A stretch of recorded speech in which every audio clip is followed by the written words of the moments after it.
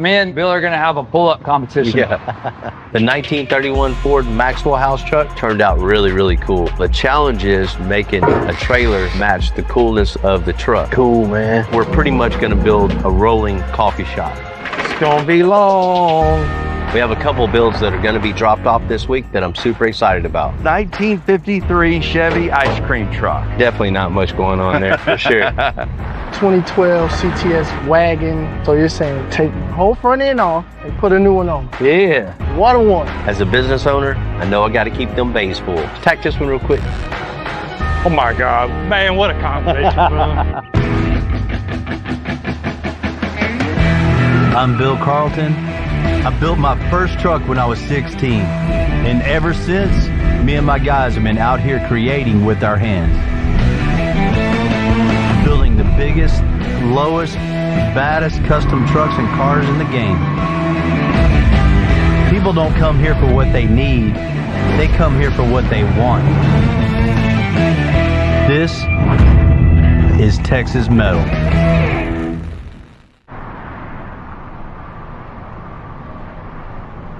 You said we were shopping for trailers.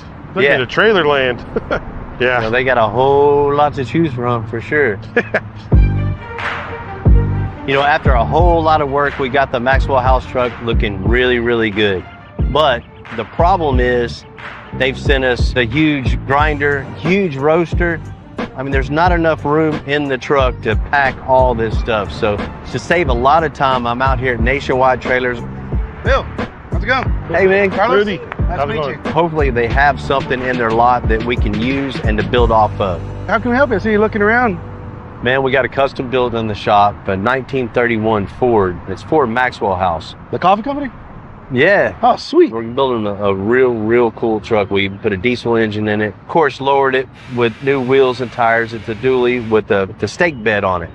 But, you know, the problem is they sent all this equipment to stick in the back of the bed, but it's definitely not going to fit. It's going to be way too cramped. Okay. So solution is finding that right trailer that we can put all that equipment in it, and we need it to match, you know, one uniform, cool custom truck and trailer when it's going down the road or at different events. Old Max with the new Max. Doesn't make it look like that. Let me show you a couple trailers. Yeah. Awesome. Cool. We have literally thousands of different trailers that we sell. Figure if we look around long enough, we'll find something that works for them. I got this little utility trailer here, 14 foot to the back, two 3,500 pound axles and aluminum fenders. I think we need a higher deck and wider. Basically, we're going to build the trailer out so it matches the truck. So I need the deck height about the same because we're going to build stake pockets around it and no rails on it. I think we got something over here. The key to this build is finding the right trailer, the right height, the right length, you know, just to tie everything in together. If we do a T8, that one tilts up and down. I think they would have too much fun with that one. This is a great height, man. This is going to match the deck on the truck itself. You know, of course, this is too long for what we need. I got a 16 footer on the other side of the yard. You think that'd be better? Let's Go check it out. I think this is what you're looking for. 16 foot, 102 inches wide with two 7K axles. So if we only put 2,000 pounds on it, it's going to be super bouncy. So that's huh? what's great about these. They're not. I pulled these before personally, and then they ride very, very smooth. 16 foot is absolutely what we need. I mean, this is double the length of the truck. So it's not too long. It's going to be totally out of proportion. It already has spots for the stake pockets. We can just build right off of that, make it match the height of the truck. This one will work. All right. When are you ready to do some paperwork? Let's make it happen. He brought the duffel bag. Yeah. You know, this one right here is absolutely perfect. The length that it has is exactly what we need. 16 feet long, 8 foot wide is exactly what we're looking for. We can build off of this and make it match the truck perfectly. I'm gonna get this back to the shop and get going on it.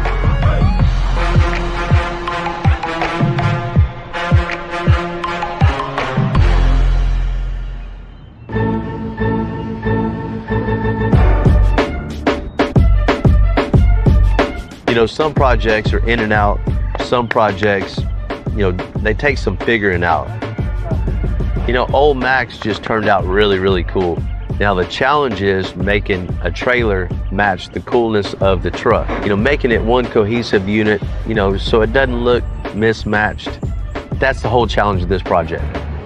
It's gonna take a lot of time, a lot of creativity, a lot of talent, but at the end, we can hook this up to Old Max, take it wherever. It's gonna draw a crowd, and it's not only gonna look good, they're gonna have a functioning coffee bar behind Old Max.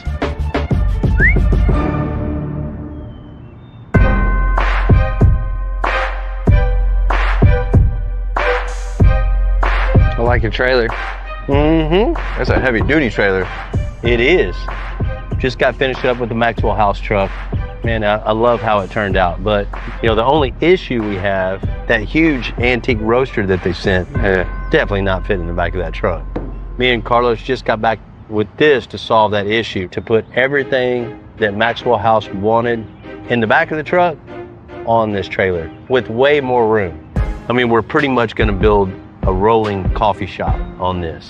So, of course, that big, huge roaster is centerpiece. So around that, we'll configure everything else that's in the coffee shop, right? Seating area all along the back. And of course, you have to wash, prep, so we'll have a countertop here, sink in it, so you can do everything you need to do when it comes to that, right? Potable water tank, gray tank, generator. I mean, everything you need to make, present, and to clean up. That's kind of cool. So it'd be like all just open, outdoorsy, coffee shop style deal, just kind of sun beating down on you? Not so much, man. We need to build a canopy over the top, right? Yeah. And not just a roof. I want to build it so it closes up. So at night they can lock everything up. Yeah. And in the daytime they can open it up. So we'll actuate the sides. Yeah. So when it gets to where you're going, you can open it up, and we'll have more shade all the way around it also. Good idea. Yeah. It'd be real cool. Yeah, that'd be nice. So we're gonna have the big roaster right in the middle over the axle, I assume. Gonna have some benches, countertop, some sinks, some fresh water, gray water. The canopy. Oh yeah. We got it. You might want to write it down. Yeah, we should probably write it down. Probably should. Yeah.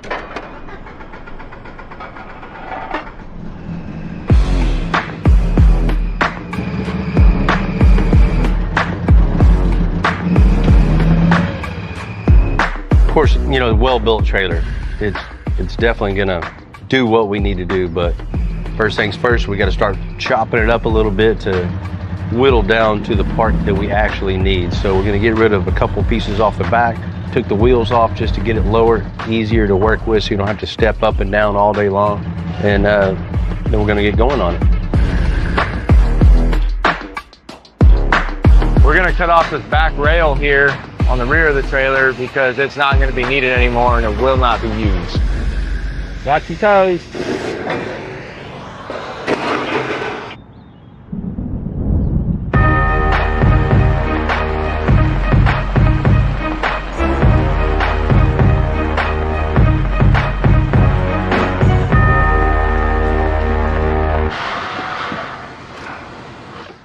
Yeah, I need to cut it right here. Hitting the lathe. We're gonna have to move the building over a little bit so we can move the lathe over a little bit and then we'll be able to cut it. So give me a couple days.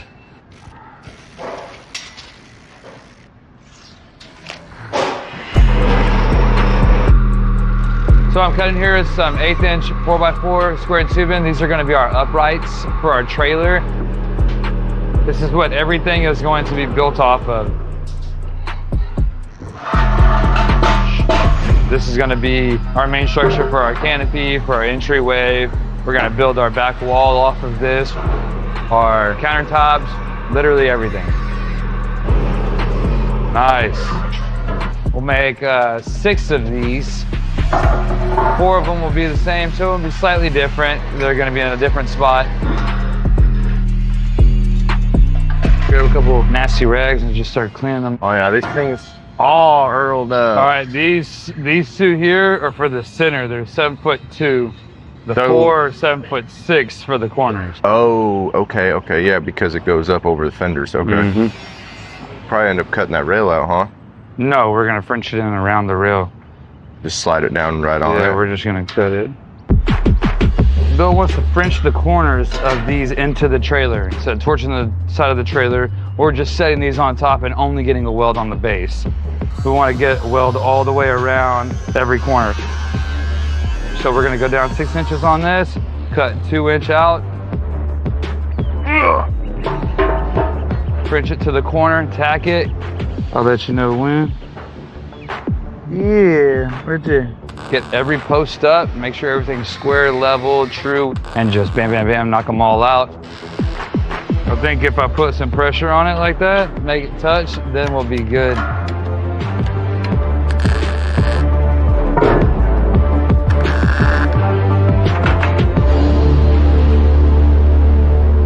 Just straight. Let's tack this one real quick. Man, we got a huge start. And we got our 6 posts up. Now we're just gonna start connecting all the posts together. So we'll have the perimeter right around the top so we can start building the roof right off of that. Jobs like this are a lot of fun. You gonna help me? Yeah. Put tag on that thing. Man, it's always cool to not, have that repetitious day, the day in and day out of the same old, same old. I love jobs like this where we can get in and start creating and have that instant gratification where you start putting the pieces together and shoot, a couple hours later, you got something to look at, other than. Man, that's why I quit pipe welding over that repetitious, same old, same exact thing every day. Just get yours kind of close and just hold it there and don't move. You could do electrical all day long and still not fix the problem and just make you go home angry. Yeah, this is way cooler. Yeah.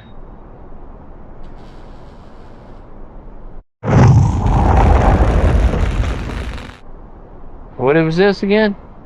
Should be 9 3 1/4. No, outside. You want to go outside? Yeah. 97 1/4. It's a super busy time at Extensive right now. Finishing up some really big builds with a ton of hours in them. All right, we can go ahead and cut both M's. Old Max, the 31 Ford, along with the coffee trader that we have to build for it now. The 49 Ford, the GTO, and something really cool for someone you definitely heard of. As cool as that is, as a business owner, I know I got to keep them bays full. So I have to get those next builds all lined up to go in as soon as we're done. We have a couple of builds that are going to be dropped off this week that I'm super excited about. That's a cool wagon, man. Yes, sir. That's my baby. Those CTS, man, you don't see these on the road anymore. No, this Right? very, very, very seldom. Right, very few. I've only seen a few on the road ever. So I came down to Extensive to get my 2012 CTS wagon up to date. Give it a second chance at life. I have owned the car for 12 years, and the condition it's in right now is a little beat up. I know they ain't made these in quite some time, huh? In almost 10 years. Oh, okay. Yeah, well, no wonder I don't see them on the road that much, right? Exactly. I know they're still highly sought after because it's unique, Yeah. I see you got a couple of little paint issues. Are we just freshening up, or you just want to come with it? I want to come with it all the way. I love hearing that. Okay. And I got a couple ideas. I seen it rolling in, and man, I definitely see, of course, wheels and tires. For sure. Yes, sir. And you already know what we're known for is air suspension. We Yeah, got to we- drop it on the ground. Got to. But if we're coming with it, Mhm. I know they don't make these cars in a brand new version. And I know you can still get Yeah. a new CTS car. Yeah. What do you think about taking that whole front end and grafting it to the front of this car? So basically this will look like a 2024 CTS wagon. Bill, so you're saying take the whole front end off Chop it off. and put a new one on. Yeah. We can do that, Bill? Man, if we're going for it, that'd be the way to do it, right? Yeah. Yeah. I mean, that way you're rolling around in what looks like a brand new wagon that nobody else has. No, that'll be a one-on-one for sure. Bill's ideas goes way beyond what I was thinking I was coming here for. So just to think about that new CTS front end on a wagon, it blows my mind. Yeah, we'd cut it, right from the fender gap forward. Okay. We'll cut it right down there and just graft that brand new front end right to the whole fender. So all the body line, the door gap and everything's 100%. It'll look like it came from the factory. Like, That'll look really cool, Bill. what is that, the V6? Yeah, that's a V6, Bill. What is that, a 3.6 liter. That's typical for this car, right? Just a CTS, not the CTS V. Yeah. I wanted the V, but, 10 years ago, I couldn't afford it. Bill. No, I totally get that. But, since we're got the whole front end gone and removed from the car, Okay. it'd be super easy pull that engine out and replace it, with maybe a supercharged 6.2, Oh, the yeah, LT4 in this, over 600 horsepower. Oh, my God. Yeah. What do you think about that? Oh, yeah, I'm with it. I mean, you're talking about a tire shredder. Yes. Now we're I talking. mean, that's basically a brand new CTS V wagon Now we're that talking. you can't get anywhere. What a one. That's it, man. Yes, sir.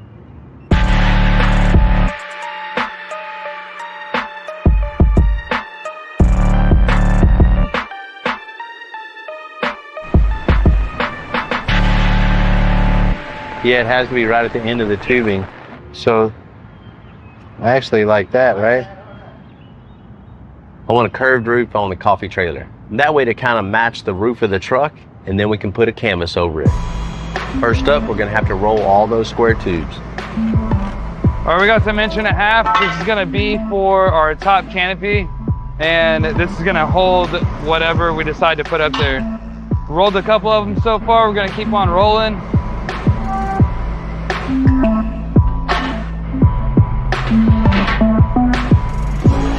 So we got our 1.5 inch square tubing rolled in a rolled bender, and it looks like we're wasting a lot of material, but when you roll that through the roll bender, it burns about 8 inches on each end. So you have 8 inches that is just flat metal.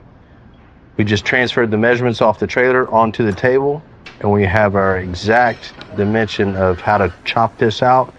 Just clamp something here, so all you gotta do is butt to it.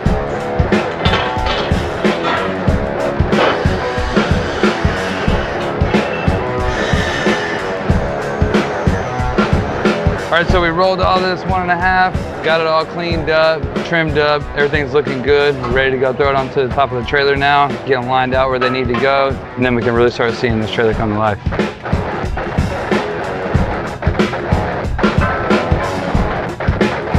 See if I can step on it.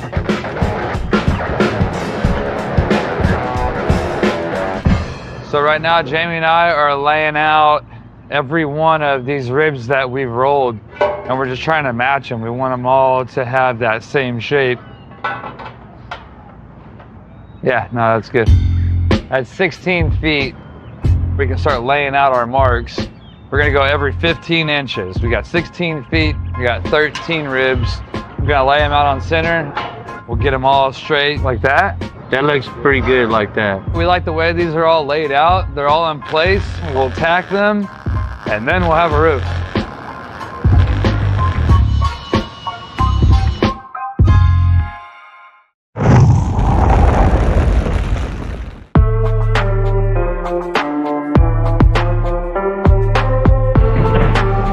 The cool thing about building a coffee shop trailer, there are no limits.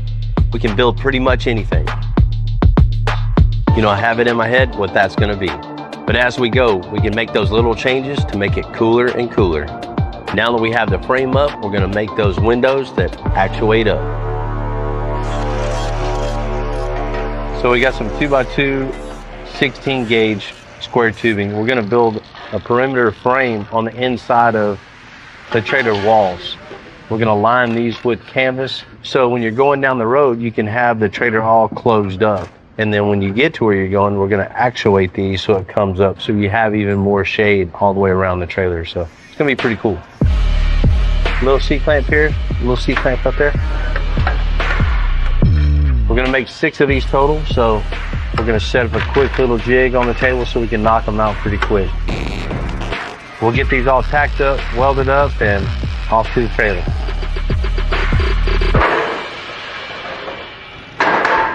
Cool. We got all our canopy frames finished up, got everything welded, buffed, sanded, looking good. So now I'm gonna go ahead and start putting our hinges on here. We got some really heavy duty hinges. We're gonna go ahead and put these on the top, allow it to open up and close. I'm gonna get these thrown on, get them welded on, and then we're gonna get them all put on the trailer. Mind giving us a hand real quick, tacking this up on the very front? So let's go. Will I reach that corner over there, yeah? Yeah. All right. Need to spin it, yep.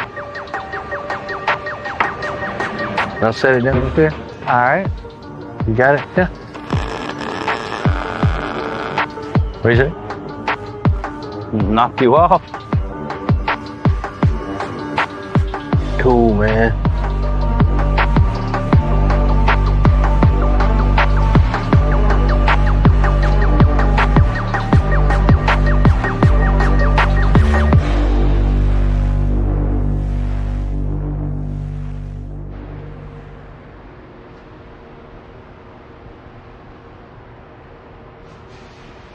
They're working on the trailer for the Maxwell House coffee truck. They've got the top built, everything's framed out and ready to go. So I'm gonna take canvas. I had to make a top for this thing. I mean, it's big. 101 inches in one direction and 192 in the other direction. It's gonna be long.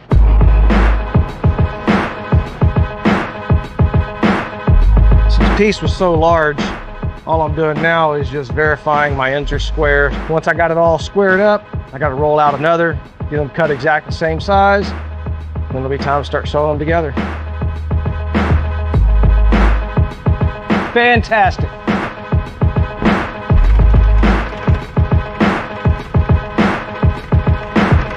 Well, managed to drag out enough material, got it all cut up, got it squared up.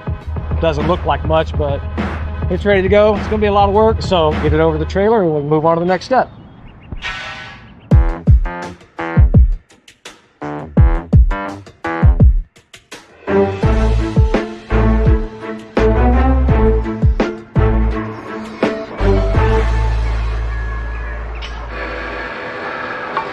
For the Maxwell trailer, we're doing the actuators now to lift up all the doors. So we're gonna take this DOM, we're gonna turn down the end of it to miss the body of the actuator when it goes up and down. So I'm gonna turn the end down, about coming in a 1/2 inch and go down about maybe 3/16 or so. We'll try it out, make sure it clears. If it clears, we'll cut 6 more. So using the lathe is a little bit better in this because I want to turn down the whole end instead of using a grinder and cutting it. This makes for a nicer piece. It's a machine look. It looks like, you know, we put some effort into it. Just like that, we got our piece. Let's go try it out, see if it works. We got our actuator here.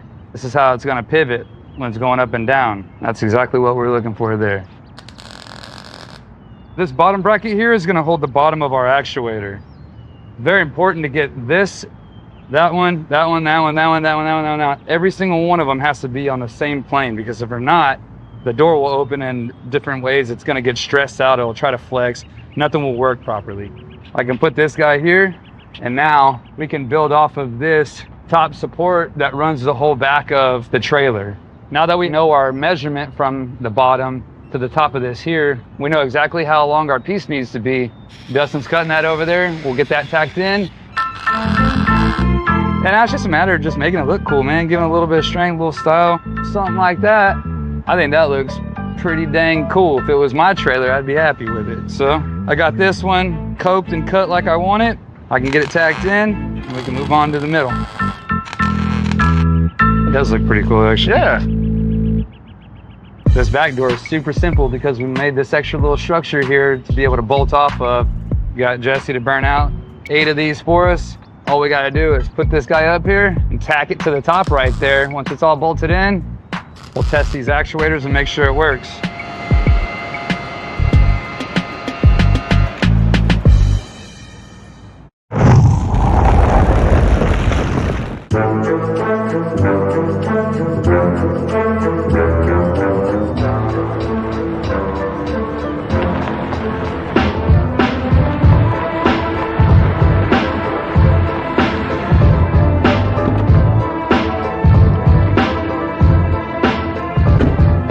What's happening? Hey, how are you, sir? Eddie James. Bill, nice to meet you, man. Nice to meet you, Bill. What you got going on here? So got an old 1953 Chevy ice cream truck. Man, that's definitely unique. It is. It's not something you see every day. Definitely not, man. So I know the project that I have is unique, and I knew the perfect place to bring it would be to Extensive. Bill does some of the most amazing metal work, paint work, and just all around custom build. So why ice cream truck? So my daughter and I work with a couple of different charities in our community, and so we're just looking for something that would be unique, that we can take to charity events, can hand out ice cream to the kids. What a great way to give back, right? Yeah, I love it. You know, people build cars for all sorts of different reasons. You know, most of the time it's for a car show. You know, most of the time to have that trophy in the garage, but in this case, it's really cool, you know, that he wants to build this just to give back to the community, just to go out and meet people, have a good time, and share some ice cream with them. So this truck in particular does have a little bit of movie history, such as Cheech and Chong, Nice Dreams, and Raiders of the Lost Ark, Crystal Skull. Oh, wow. Hopefully we can add to that history. Absolutely. So what do you want to do with it? So, you know, of course, it's kind of old and tired and bland looking. We want to really kind of make it shiny and really cool. Whenever you pull up, it catches a lot of attention. You know, the truck's already super cool, but would definitely make it cooler is making it a little lower. You know, definitely new suspension, front and back. I mean, when you pull up somewhere, you dropping it down, it's already going to attract attention, but that would just draw a crowd, and that's even more ice cream you can give back. That's right. You know, new wheels, new tires, get that stance down good, you know, make it look real cool. And are you stuck on white? No, actually, I would love to put some color on it. Even a two-tone, but I'm leaving that totally up to you. So just come up with the color that fits it and just attracts attention. Absolutely. Whatever you think looks best. We definitely got you on that, man. As far as the interior, I mean, you pretty much only have seat covers, but you know, come up with something fresh and clean. So not only it's what you sit on, it's what you see when you're walking up to the truck itself, right? We need to come up with something that just, you know, not only comfortable for you to ride in and, you know, looks good and fits with the rest of the truck also. Sure. And the seat's a little high, so the windshield hits me about here. So, you know, getting a cool down. Seat would be really nice. Definitely. And definitely got to put some stereo in there. You know, that's part of the ice cream truck. You got to hear it before you see it, right? I agree. What you got going on under the hood? So it's got the original 6-cylinder, so not much going on there. Let's check it out. Okay.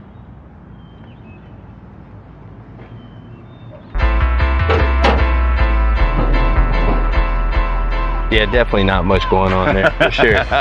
You know, I think on something like this, just the best way to do this is just rip all this out and just start fresh. Put a, you know, later model LS engine in it. That way you got plenty of power, plenty of reliability. That original 6-cylinder didn't have a whole lot of power even when it was new, and it's definitely tired. So some horsepower and reliability, definitely what I'm looking for. Man, that's just all wood in there, huh? Yeah, I believe that may actually be the original stuff from 1953. That's crazy. I figured it'd be stainless all in there, right? Right. Does it work now?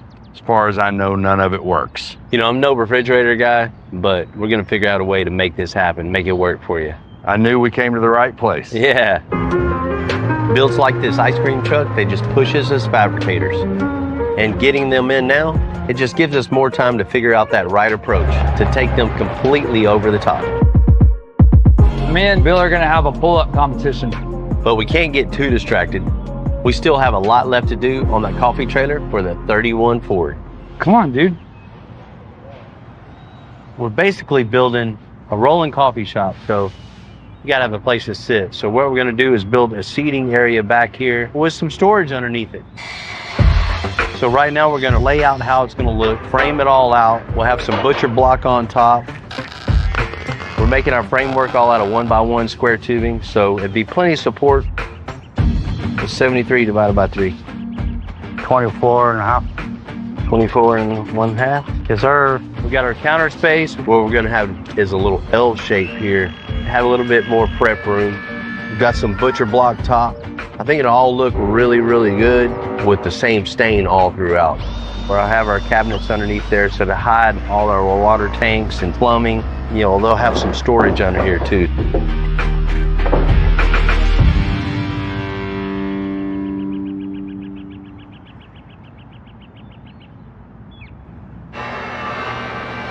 since we've used the butcher block on the countertops, we're going to carry that theme out through the back. We're just going to use these butcher block tops, cut them up, and make the benches out of that.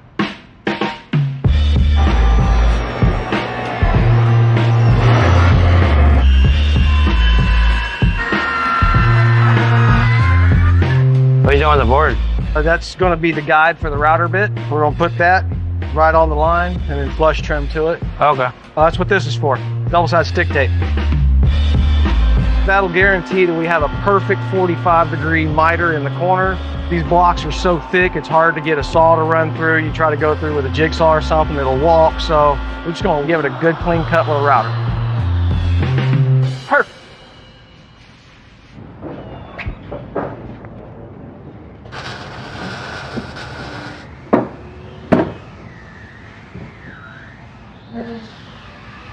It's nice. Miters look good, angles line up. So you got the good height, huh? Yeah, that'll work. So what's the size of the table? 32 by 24. Okay, that'll fit. What if I take the tabletop, I can fit it in my laser, and I can laser the logo, their new logo, into the top of the table. That way, kind of personalize it for the trailer. That look good. Cool. You know, I just can't wait to get done with all this so I can enjoy a cup of coffee right here. Well, I'm gonna enjoy one with you, so. Right? Let's get it done. Let's do it, man.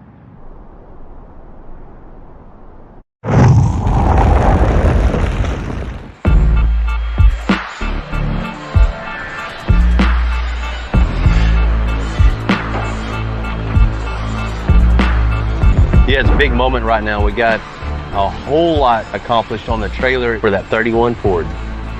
But what it's all about is making coffee. So we have this antique roaster to get in place. This old roaster is about 2,000 pounds. Please keep a hand on it. So we're gonna have to wrestle it up in the right spot, We're good. preferably right over the tires so the weight's a little more distributed. You see where we go from there. That pipe. Okay, it's on them. That what we want is the pipes all the same spot. You know what I mean? You know how you get a big ass heavy safe in your house? Yeah, no. Golf balls. Put them wherever you want. All right, you ready? Just easy, just go slow. You want to steal a little technique from the Egyptians. You know, they roll those big old blocks on timbers. We're going to use pipe here. Is it gonna miss the wood in the corner over there? We should. Roll it right into place. That's going to be home. 2, 3. Ish. There you go. Cool.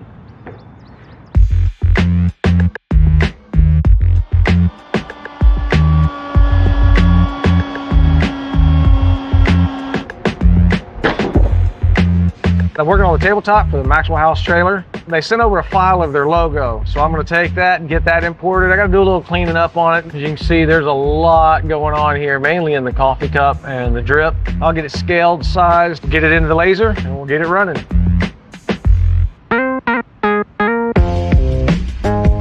This will probably run for about an hour and a half, 2 hours.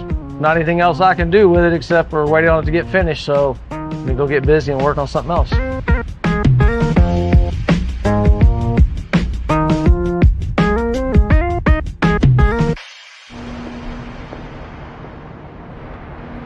All right, so everything worked out good. Got it centered up, placed perfect. So next step, round over the corners and it's off the stain and this thing's done. It's heavy.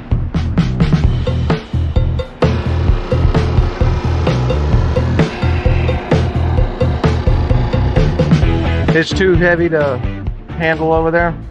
So it's a template that I'm gonna route to so I don't have to screw something up over there.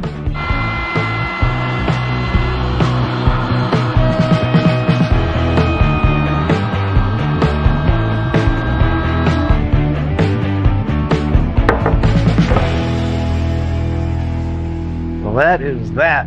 My job's done. This thing worked out perfect, so we'll send this off, let it get finished, and I'm gonna go find another fire to put out.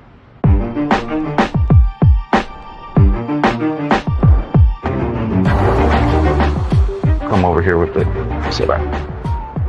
Bill dropped off the countertops. Everything looks really good. John did a really good job lasering the logo. So we're gonna get them prepped out. We're gonna get them finished sanded, do a spray stain, and make sure they look really, really nice on the trailer. So first thing we have to do, we've got to fix all of the imperfections in the substrate. We're using a light to make sure that we can actually see everything. That's gonna highlight every imperfection in the actual countertop. So we're actually gonna use an iron and a wet rag. The heat is going to swell the wood, bring it to the top. So we can see that now the imperfections are starting to raise up. Oh yeah, those came out real nice.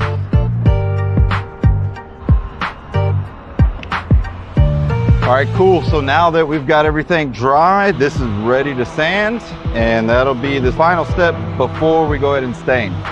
Whenever we're sanding, we just want to make sure that we go in an even pattern. We don't want to go too fast. If we do, we might end up with sanding swirls that are going to highlight through when we go ahead and stain.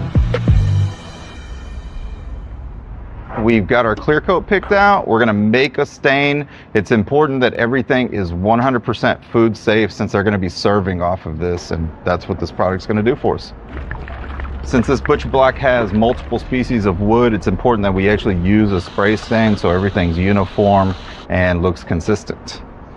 All right, guns loaded, let's get staining.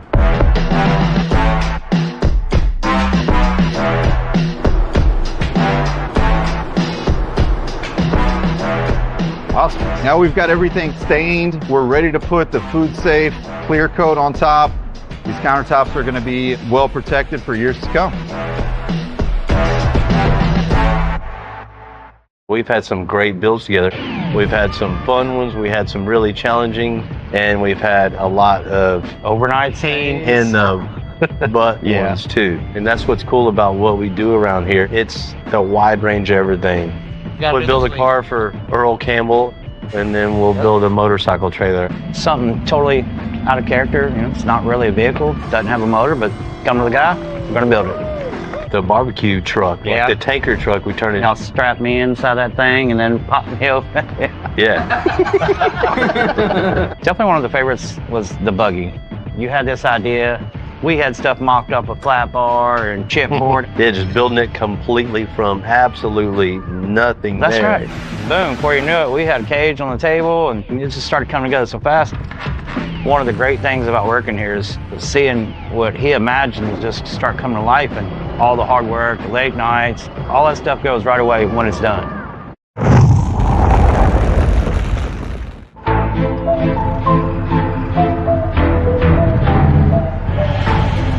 When we first took in the 31 Ford truck, you know, I wasn't even thinking about a coffee shop on wheels. Now that we're almost done, I couldn't imagine this build without it. You know, I'm really excited how this trailer's coming out right here at the end. We're painting the frame and we're gonna add coffee stained floor to match. We're at that point where we need to put that exterior wood right on this trailer. It's gonna kind of simulate what the bed of the truck looks like.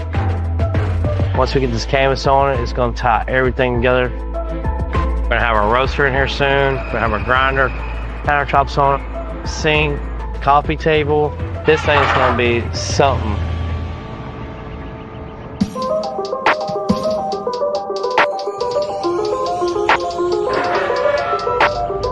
Finished the Maxwell House truck not too long ago. Now the trailer is done today, you know, which means the whole project's done. So we got Rex coming in. What's up, Bill?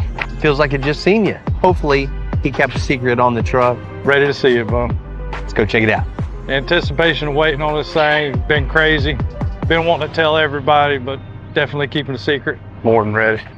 We've been working hard at it, man. I know y'all have. Oh my God, Bill. Man, what a combination, bro. That trailer's so huge too, man. I had no idea.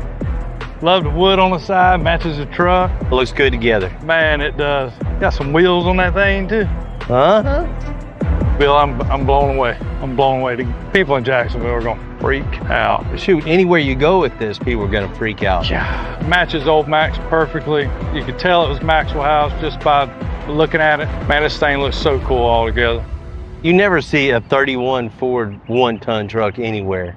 much No. less a custom 31 Ford truck. But then you pull up somewhere and you see the matching trailer for it. It's amazing, man. Everybody's gonna be blown away. It's amazing. I know you've seen the truck, man. Let's go check the trailer All out. right. Wow. This thing's awesome, dude. You had to have a trailer. You had a problem where we didn't have enough room on the truck itself to do what you needed to do. So we couldn't just get an enclosed trailer that it doesn't match. So we started out with just a 16-foot flat deck trailer. You just gave me the perfect platform to build what we needed to build for you. We started out with 6 posts and just went from there. Built a canvas roof and actuated canvas sides. So when you're rolling down the road, everything's enclosed out of the elements. When you get to where you're going, you open it all up, you're in business. It's awesome. It's so sick, man. Let's see.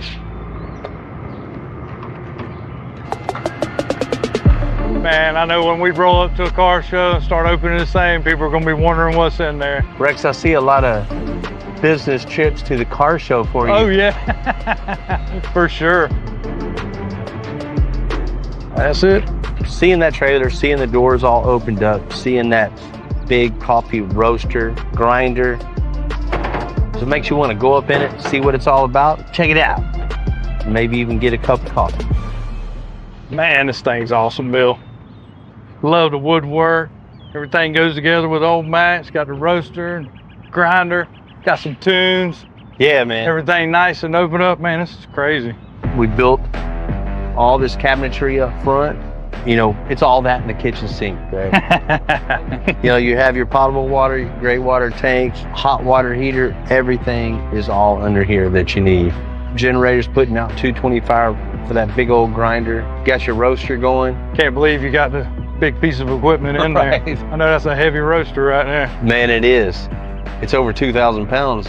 It's heavy. Shoot, just the grinder's 350 pounds. That's why we place them, you know, right over the axles, because that's the best balance point for doing Well, what it works well too, because I mean, we dump beans in here, they roast, and then we put them right in the grinder. Straight into the... Yep, got the water to make coffee with. I mean, couldn't ask for anything better. The roaster set up, the path of everything, the way we actually make coffee and work, it's going to be killer. It's set up perfect. I love the idea of seating area. Got the Maxwell House logo on the table. Sit around, drink coffee. And man, you got some extra storage under there too, so all that flips up so you can keep all your coffee beans back there and keep weight on the back side of the trailer too. Of course, we had to hook the trailer up to match old Max, right? We stained everything with coffee in the stain, so we had to do the same here. So you're staining on coffee. That's awesome. Man, you see everything we got going on here. We had 16 foot.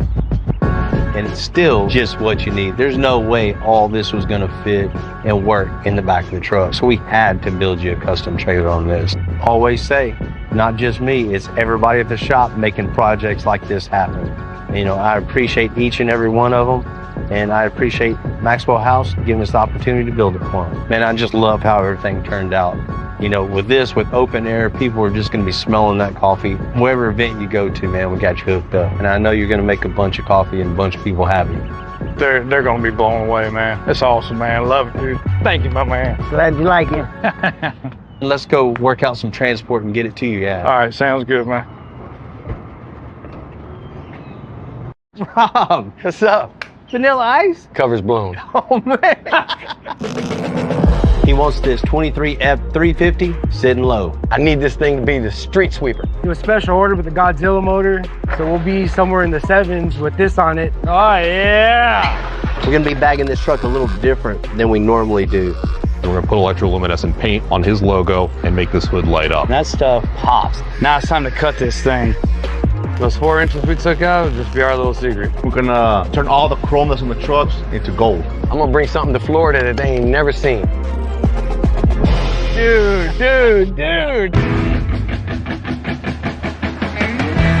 I'm Bill Carlton. I built my first truck when I was 16. And ever since, me and my guys have been out here creating with our hands. Building the biggest, lowest, baddest custom trucks and cars in the game. People don't come here for what they need. They come here for what they want. This is Texas Metal.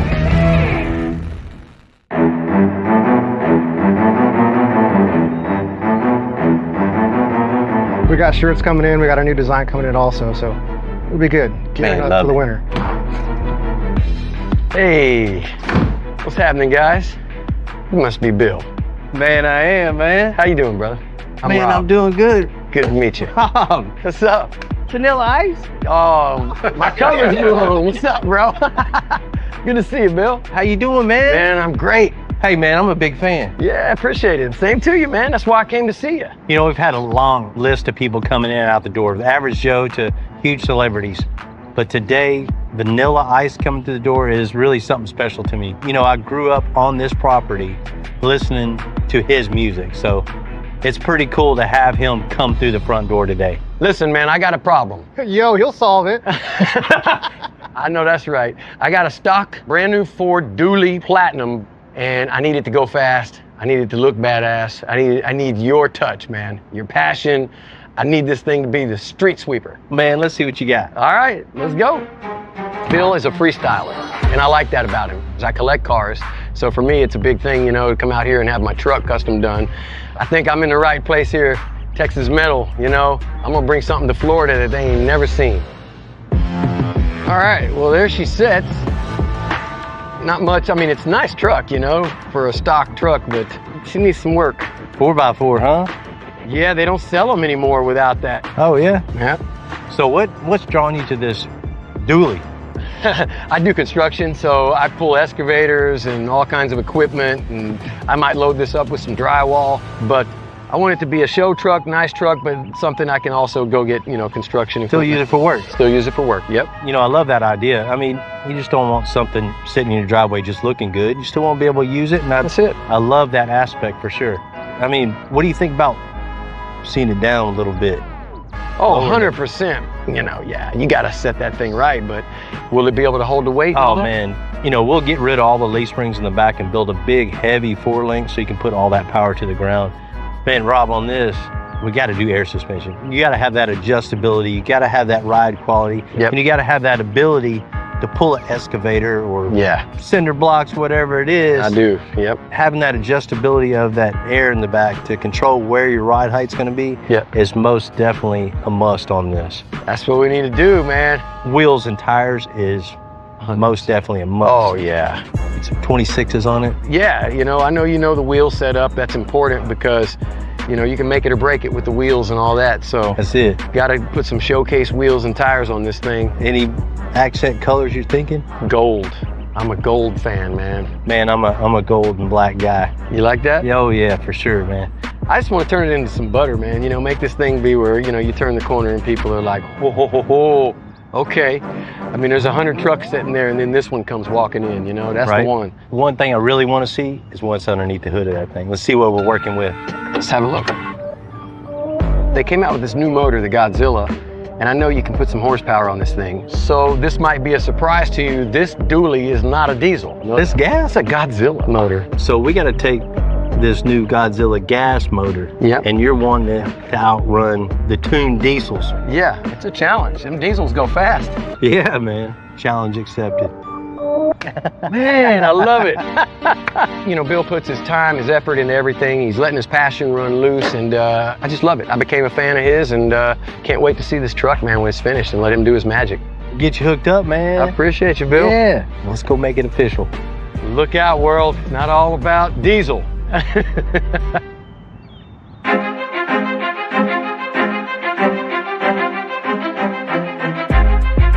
You know, I get really excited when anybody talks about a black dually sitting on the ground. I mean, that's just one of my favorite vehicles. But when Vanilla Ice comes to you and talks to you about putting his black dually on the ground, I mean, that's a high honor. No matter how old you are, you've heard of Vanilla Ice. His music is just iconic.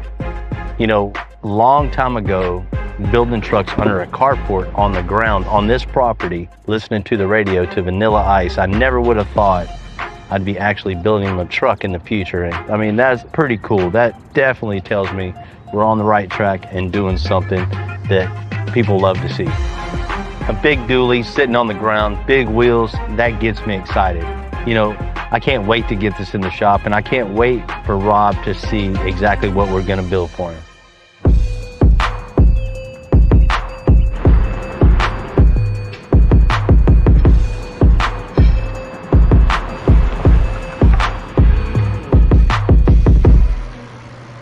stop, collaborate, and listen. Yeah.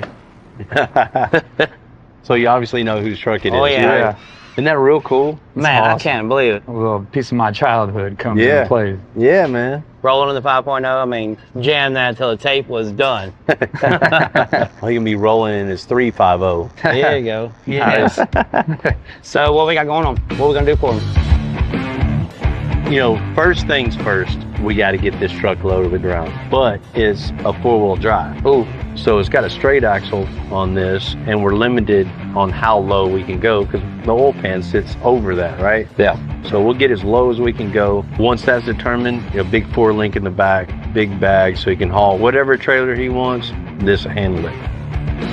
Man, that's great to hear, honestly, because we're not going to take the work truck aspect out of it, but it also looks sick. Man, for sure, man. Not only we got to make it low, we got to put big wheels and tires on it too, right? Of course. Yeah. And another cool accent that he wants to do, he wants everything that's chrome and gray gold. That's gonna be difficult. Yeah, you're working with all kind of different media, plastic, polished aluminum, chromed plastic. That's gonna be really, really difficult on something like this. So Paint shop's got a Yeah. lot ahead of them, man. yeah, for sure, man. Not only that, we're gonna paint his logo on the hood, but we're gonna have that light up. Okay, I've seen some of that stuff online, man. That stuff pops. That's real cool. It's like, Dude, I've it's never seen illuminates. that. So we're gonna have the Luminor guy come out and he's gonna perform that process on the hood.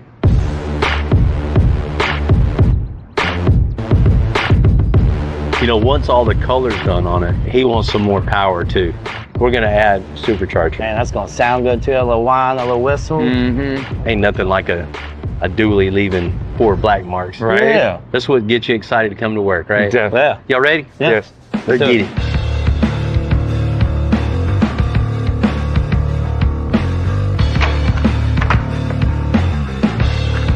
So we have this F350 here. What we're gonna do now, pretty much we're gonna tear down the whole grill, bumpers, everything, because we're changing the color. All this that you see that's chrome, the hitch, pretty much everything is going to be taken apart. Grilling and chilling. Because we're color matching it, black and gold.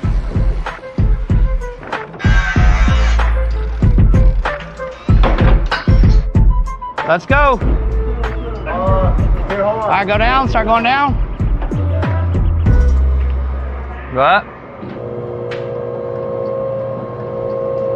Yep. Let's pop the springs out right there, he said. We take the bumps off it. We're gonna be bagging this truck a little different than we normally do. You know, most of the time we're bagging a car with independent front suspension, or we're building an independent front suspension. This has a straight axle. It's a 4x4 truck. So here we can only go so low and then it touches the oil pan of the engine. Hey, go down with it real quick. Go slow. So we're gonna maintain the straight axle, but we're gonna make it low as we can go with the airbags. That's it. That's it. Yeah. It's sitting on the cross member now, Bill. Let's go up with this, pull the front wheels off, and just put some stands under it. And then we'll just let it down and make it easier to eyeball. So basically all we got to do here is make upper and lower bag brackets, replace the spring with the bag, and then we'll use this top, put our bag in there. Build the bag just to base up 3 inches so it goes over this. That length ought to be good too. Let's make some flat bar. All right, so Bill and I got some measurements, did a little quick sketch. I got my angle that I need, all that good stuff. So I'm gonna use this 1/4 inch flat bar, and then I got my angle already on this chipboard where I can bend it right here at this point, pop a hole.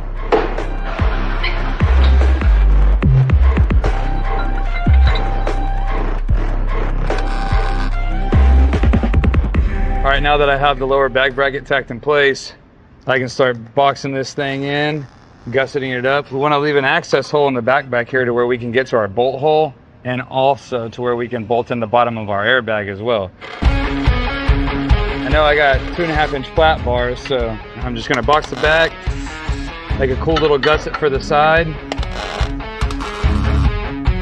get some weld on this thing.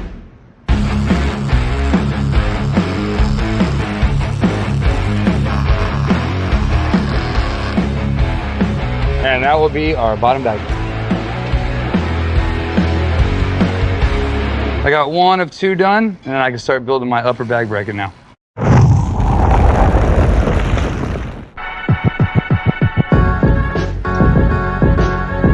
Nah, there ain't nothing routine around here. We've done 1,000 air suspensions, but everyone's just a little different.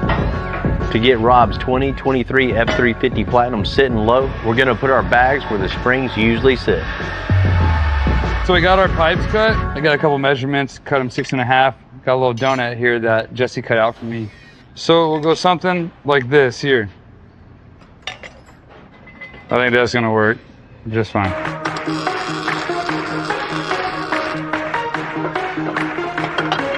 So we got our upper bag bracket, our pipe, and our little donut that you seen earlier, right? And now I can build off of this. That way nothing's welded to the truck.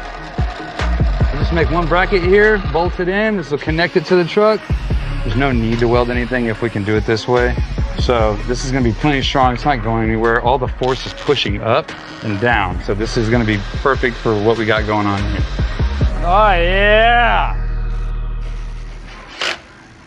All right, so we got our tab in, bolts in, it's all tapped, everything's good. We'll get this tore apart, get it welded, then we'll send it to powder.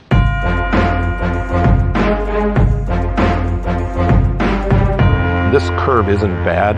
We do want to, that ridge there, we want to build around that so that it's kind of flat, right? Okay. The guys that work at the shop, myself included, we're always looking at what's coming up next in the custom game. I heard about a company that uses paint that actually lights up, and I thought it'd be real cool to light up Vanilla Ice's logo right on the hood. They're going to be these little 22 gauge wires, and we're going to fan them out. So we're going to put a contact point. We want to build around that so that it's kind of flat. Put some body filler, make it flat. Yeah, body filler, make it flat, yep. Yeah, okay, that'll work. Cool. Get some tape or something. Yeah, and I can help as you need. Bill gave me a call the other day. He wanted to do something really cool for Ice's 350. Basically, Ice wants his logo on the hood. So what we're gonna do is we're gonna put electroluminescent paint on his logo and make this hood light up. It's a 4-layer paint system that is electrified. That when you put electricity to the top and the bottom layers, it energizes the stuff in the middle and it produces light. And we're actually gonna wire it underneath the hood here. And then once we put the wires there and connect it to the battery, it's going to be charged. So it's going to be a really cool effect, and we're pretty excited to deliver this for Ice. So Juan got the top side of this scuffed up real nice, so it's going to be able to accept the paint now. Now we got to get this thing in the booth, put that conductive paint on, and we'll be ready to go. We're going to need the logos now, the masks, yeah. So the first thing we're going to do is lay down the negative mask. So that has the logo in there, and we're going to spray it so that the logo itself gets the back plane.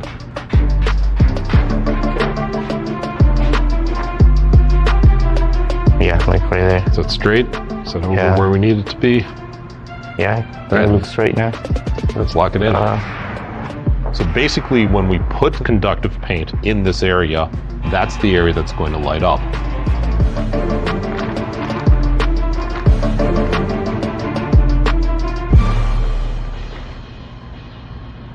All right, so let's start painting this thing. So basically, we're going to start with our backplane material. Now we're going to mask off everything else so we don't get any of this backplane material outside of our target zone here. Then we're going to be able to shoot this, and hopefully we're going to have a nice conductive field here. This is our conductive paint. It's kind of like those straps you see on your back glass, like defrost your glass. That's kind of what it is. I mean, this is different for me. I've never done this before. I'm really excited about it. I have to learn something new every day, and I think this is going to be a really good experience learning how to spray this paint. Juan did a really nice job spraying this conductive layer down, and I just want to check the resistance of it to make sure that we've got it exactly where we want. So I'll hit that, and we're at 6, which is fantastic. Let's go across the angel here. 6.5. That's perfect. So basically what we're looking for in the ohm meter is that there's enough conductivity in the film to allow the current to flood there without resistance. The lower the resistance, the lower the ohms, the less impedance of the current through the film, That'll produce a nice, even, bright coating, and we'll be able to power that with the electronics that we have. So the O-meter tested out everything great. Juan did a fantastic job on this. We're ready to go to the next step. It's a nice fit. It like fills that thing up so perfect. So let's just make it the same then. We got our new 26-inch wheels and tires on to give us some measurements where to start with. Once all the inner and the outer new wheels goes on, we have 100 inches from outside to outside. We just measured the bed, and what we need is 95 inches. So we're gonna have to narrow the rear end 2 inches on each side to get those wheels tucked up underneath the bed so it matches the front. Let's go. Thank you. You don't have to do that, but the wheels would stick out that far off each side of the bed. It looked funny. So what we're gonna do is pull the rear end out. We're gonna slick it all off, take the factory brackets off of it so it's completely slick tubes, and then we're gonna cut out 2 inches on each side. All right, so I got the rear end all slicked up, everything cleaned up off of here, all the brackets cut out. Now it's time to cut this thing. I want to get 2 inches out of each side, so I'm going to make a whole bunch of marks, scribe some lines. First, I'm going to pull all this apart though. I want to pull my axles out. I want to pull these off the end. It's really important that we pull the axles out before cutting the housing, because if you cut through the housing into your axle, then you're in a bind. So we'll send these off. They'll do with whatever. They'll send us new axles for our new measurements that we give them. I'm gonna take out this whole center chunk right here, and then we can make our cuts without getting a whole bunch of grinding dust inside these gears. Getting any of that inside these gears will really mess this rear end up and cause a big problem in the future, you know what I mean? So I've had many problems with rear ends. I hate these things. I always take extra precaution now because I've had to pay for them before, and they're not cheap. You know, I learned my lesson. Whenever we put it back together, we want this to be as straight as possible and true, right? So I'll just take this guy here, scribe a line all the way across. You just line those scribe lines back up together. You can't mess that up. Trying to get this right back where it is right now is that's the money maker right there. You want that to be as close to perfect as possible. I need to take 2 inches out, so I got some chipboard, put it in the shear, got me a perfect cut all the way around. And that's a perfect straight line on both sides. So now all I gotta do is just take my marker, mark where I want it to go, cut that out, and we're good to go.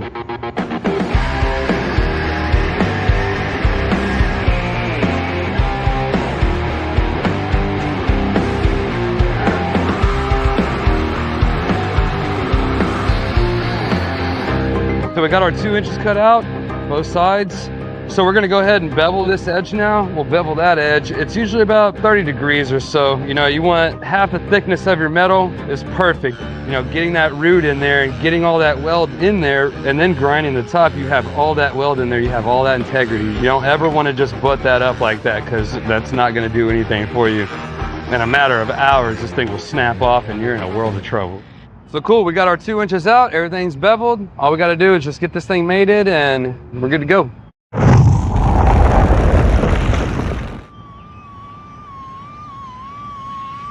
You know, the most important part about narrowing 2 inches off each side of the rear end, that's making sure it all goes back together true and straight.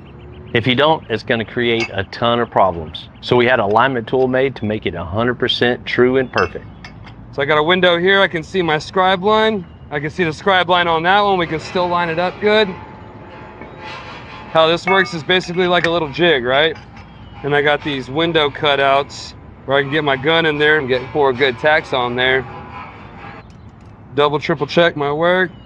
All right, I'm ready to tack. I want to tack on the outside and not inside.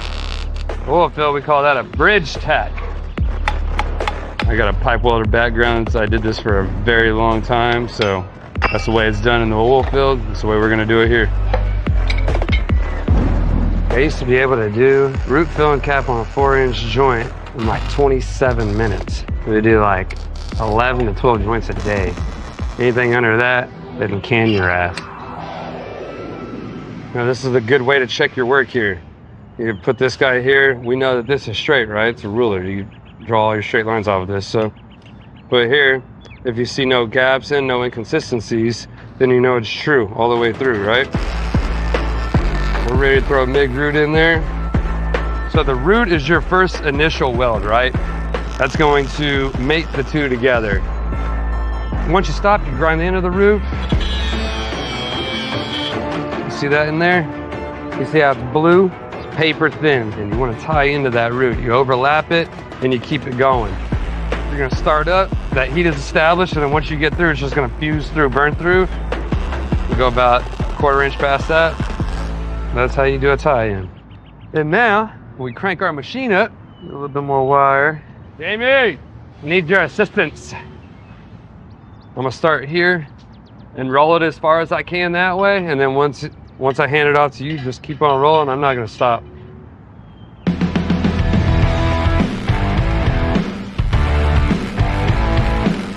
It's just gonna fill this valley up. Well, that's all we're gonna do now. Well, just that feed right there. I don't want this to be flush right now, that way it's less grinding on me afterwards. See that? Not bad.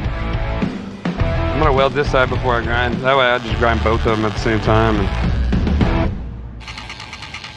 So you have to grind that start and stop there, and then we'll come back, we'll start here, and then we'll go over, and then we can stop here, grind our start and stop, and then we'll be ready to do our cap. All right, you ready?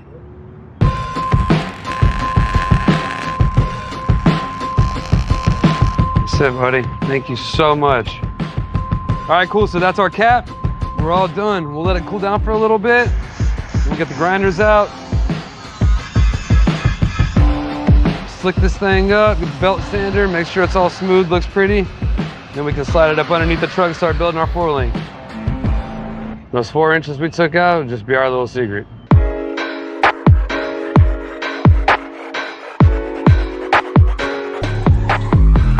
Let's take the masking off, and then we'll get to the next step. There's nothing typical about electroluminescent paint. It's a multi-step process, about as close to a science experiment as you can get. I'm really happy with the way this came out. So we're going to now put the insulative layer on top of it, this dielectric.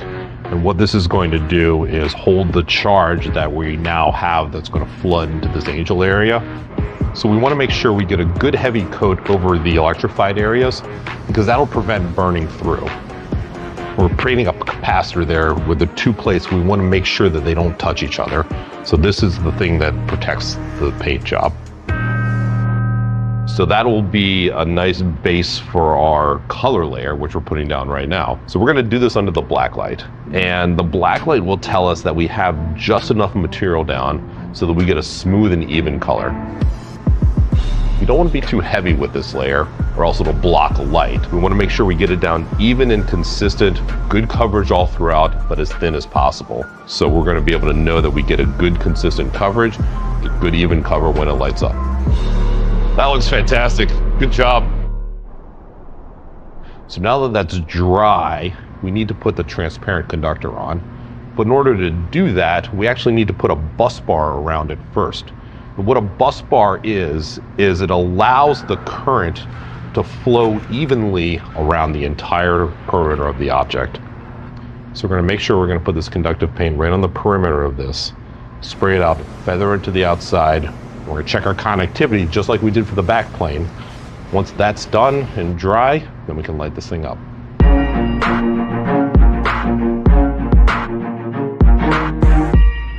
I think this looks good. Cool. It's dried for about 3 or 4 hours. Let's take it off, take the masking off, and light this baby up. All right, let's see what we got.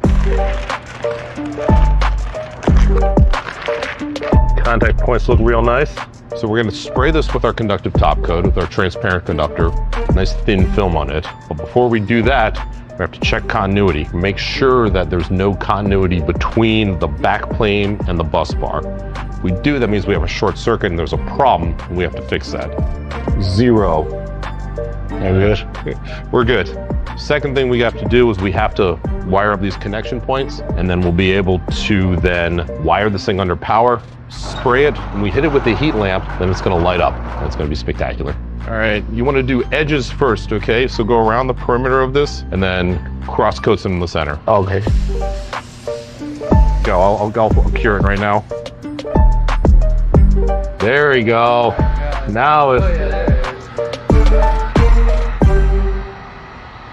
we'll let this sit overnight, and then tomorrow morning we'll clear over it, protect it, and it'll be bulletproof from that point forward. Cool deal. All right. All right. Good deal. All right, man. Thanks.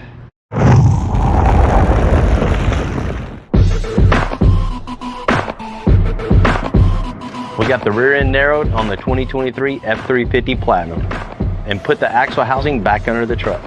Now we can start building that suspension.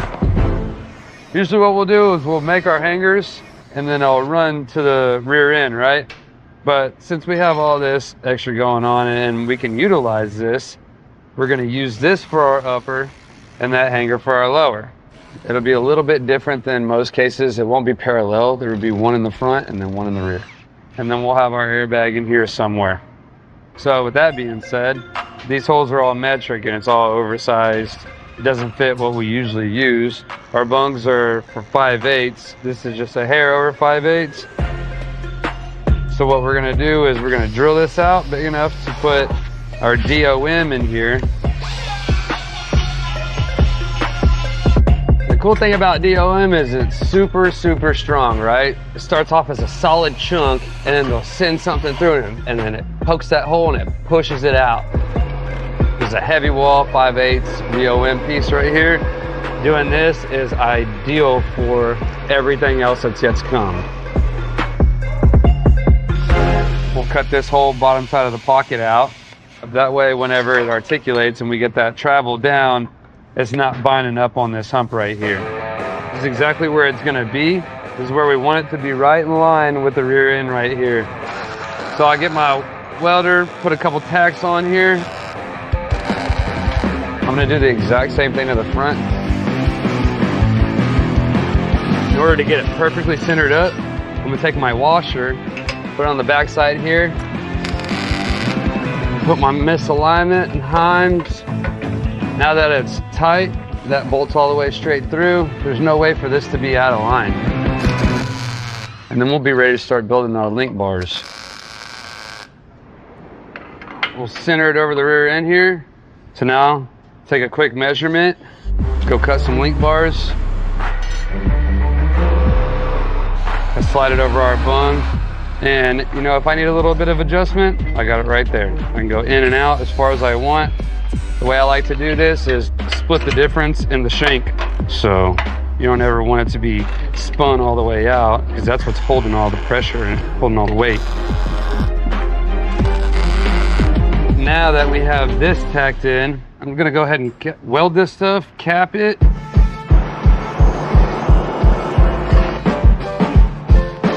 All right, so I got my fillers for my axle brackets. These are gonna go on the outside, box them all in, and then we can also build our back brackets off of this. All right, so we got everything installed. Our 4-link is good. We're gonna cycle the suspension, make sure our pinion doesn't drop or rise too much.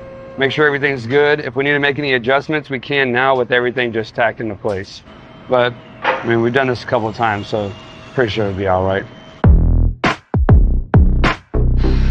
We're gonna wake up this truck by de-chroming it.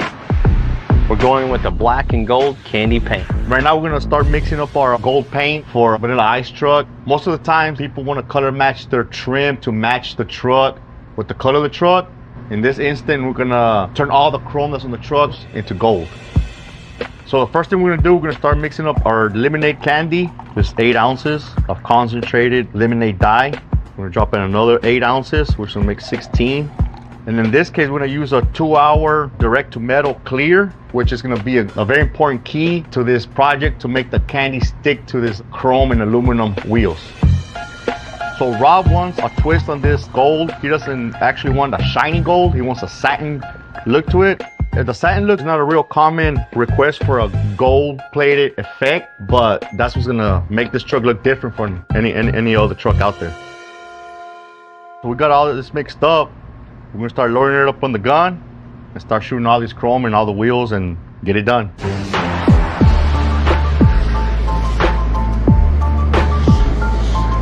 So we just shot our first tack coat. The reason we shot a light dusted tack coat is to lock in all the materials without over wetting it. We're gonna hit it with 2 more coats of candy, build up a tone eventually where we want it, just making sure we don't get it too dark. Rob wants a satin finish to this gold. We're gonna hit it with 2 coats of satin clear. It goes on like a shiny clear. As it's drying, it starts dulling out to a satin finish. We're gonna let it cure, and that's it for that.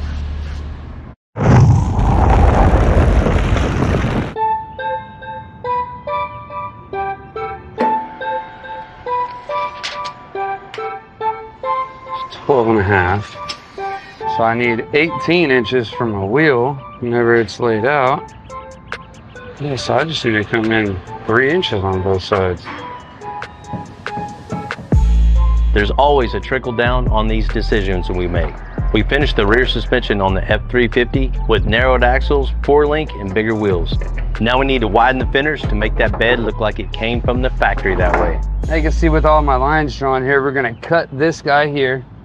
Give us that little lip to be able to weld to instead of welding straight to the side of the bed here. And then this is what we're gonna take out. So that'll be gone. This will move over. This line will meet this line here. We can weld that seam, and then we can add our 3-inch strip of aluminum and fill that void. I'm ready to start fitting my inner fender wells back onto the bed. So put this guy here, you can grab both pieces of the sheet metal, and then you just use this little wing nut to tighten it up. I can throw a tack on there, do the same to the passenger side over here, and once I get everything tacked and looking good, then I can start making my filler pieces here. Wow. Those are like within a 30-second, which is unbelievable. Now I'm ready to go get a piece of aluminum. I'm gonna make it a little big. We'll get that situated each side, and then I can come in and I can tack it.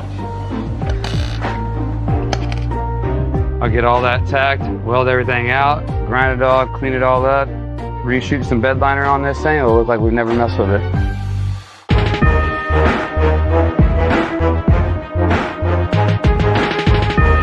So we got Vanilla Ice's F350. It was special order with the Godzilla motor. So the engine that's in it now puts down somewhere mid 400 horsepower. We're gonna go ahead and add a supercharger on it, which we're expecting to get 350 horsepower gain. So we'll be somewhere in the 7s with this on it. Definitely gonna be a huge noticeable upgrade for this Godzilla. We're gonna go ahead and start disassembling everything that's in the way, all the slow parts, so we can make room for all the go fast stuff. So once we get this installed and tuned, this thing will definitely compete with the diesel engine. We'll go ahead and manhandle this thing up to the truck. We're gonna go ahead and get our throttle body spacer and throttle body mounted. So just holding it up here, I can already see we have no room to run our charge pipe to our air filter because we got the fan shroud and the radiator in the way. And we're gonna have to find a different route to take to get all this to fit in here. Like I said, we can chop fan blade. It'll work once. So what I'm thinking is we're gonna get this pipe mounted to this flange. And as you can see, we definitely have our clearance from our fan shroud and our fan. Now we just need to get our throttle body mounted out here. So we'll go ahead and build a couple flanges for it, get them welded up and mount it on.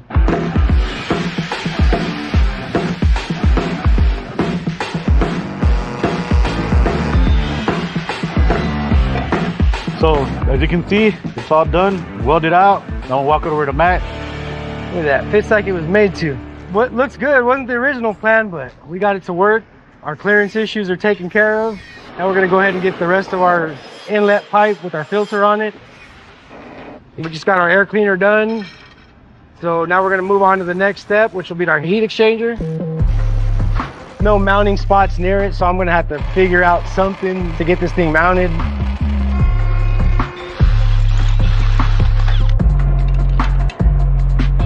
Cool, now we got everything bolted up, our heat exchanger mounted, we got our supercharger on, got our intake pipe made with our throttle body mount. Now we're gonna go ahead and blow it all apart, get everything painted, and be ready for the tune.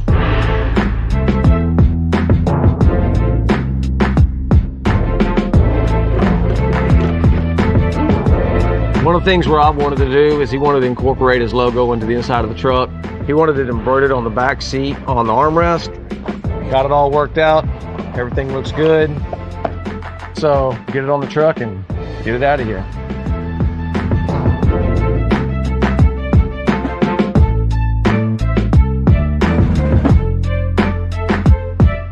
We're almost done with Rob's F350 Platinum. Reinstalled all those D-chrome parts, reassembled the suspension, ran the lines, new wheels and tires. You know, I remember back in the early days of Extensive, just jamming Vanilla Ice while building some of my first builds. It's been really cool to build this truck for him. I've always been a car guy. I've always been attracted to what people do to cars, especially paint jobs. I love a good paint job. The cool thing about what we have is anything that you can do with paint, you can do with light now. So we can take all that great style that has been developed over the centuries and make it light up. We want light for the sake of art. And we want to create an artistic effect with this technology that pays homage to all of the predecessors of the automotive customization industry that have done so much work in creating the styles and that we're all familiar with in classic vehicle customization. So I have a chemical engineering degree from MIT, and my friend Andy, when he invented this, he called me up and said, "Hey Sean, I got an idea that I can make paint light up." The minute I saw it, the first prototype was the Prism from the Dark Side of the Moon Pink Floyd album, and it was rough, and just a little bit of light came out of it because we still had a long way to go with the technology. But I knew at that moment that we had something special.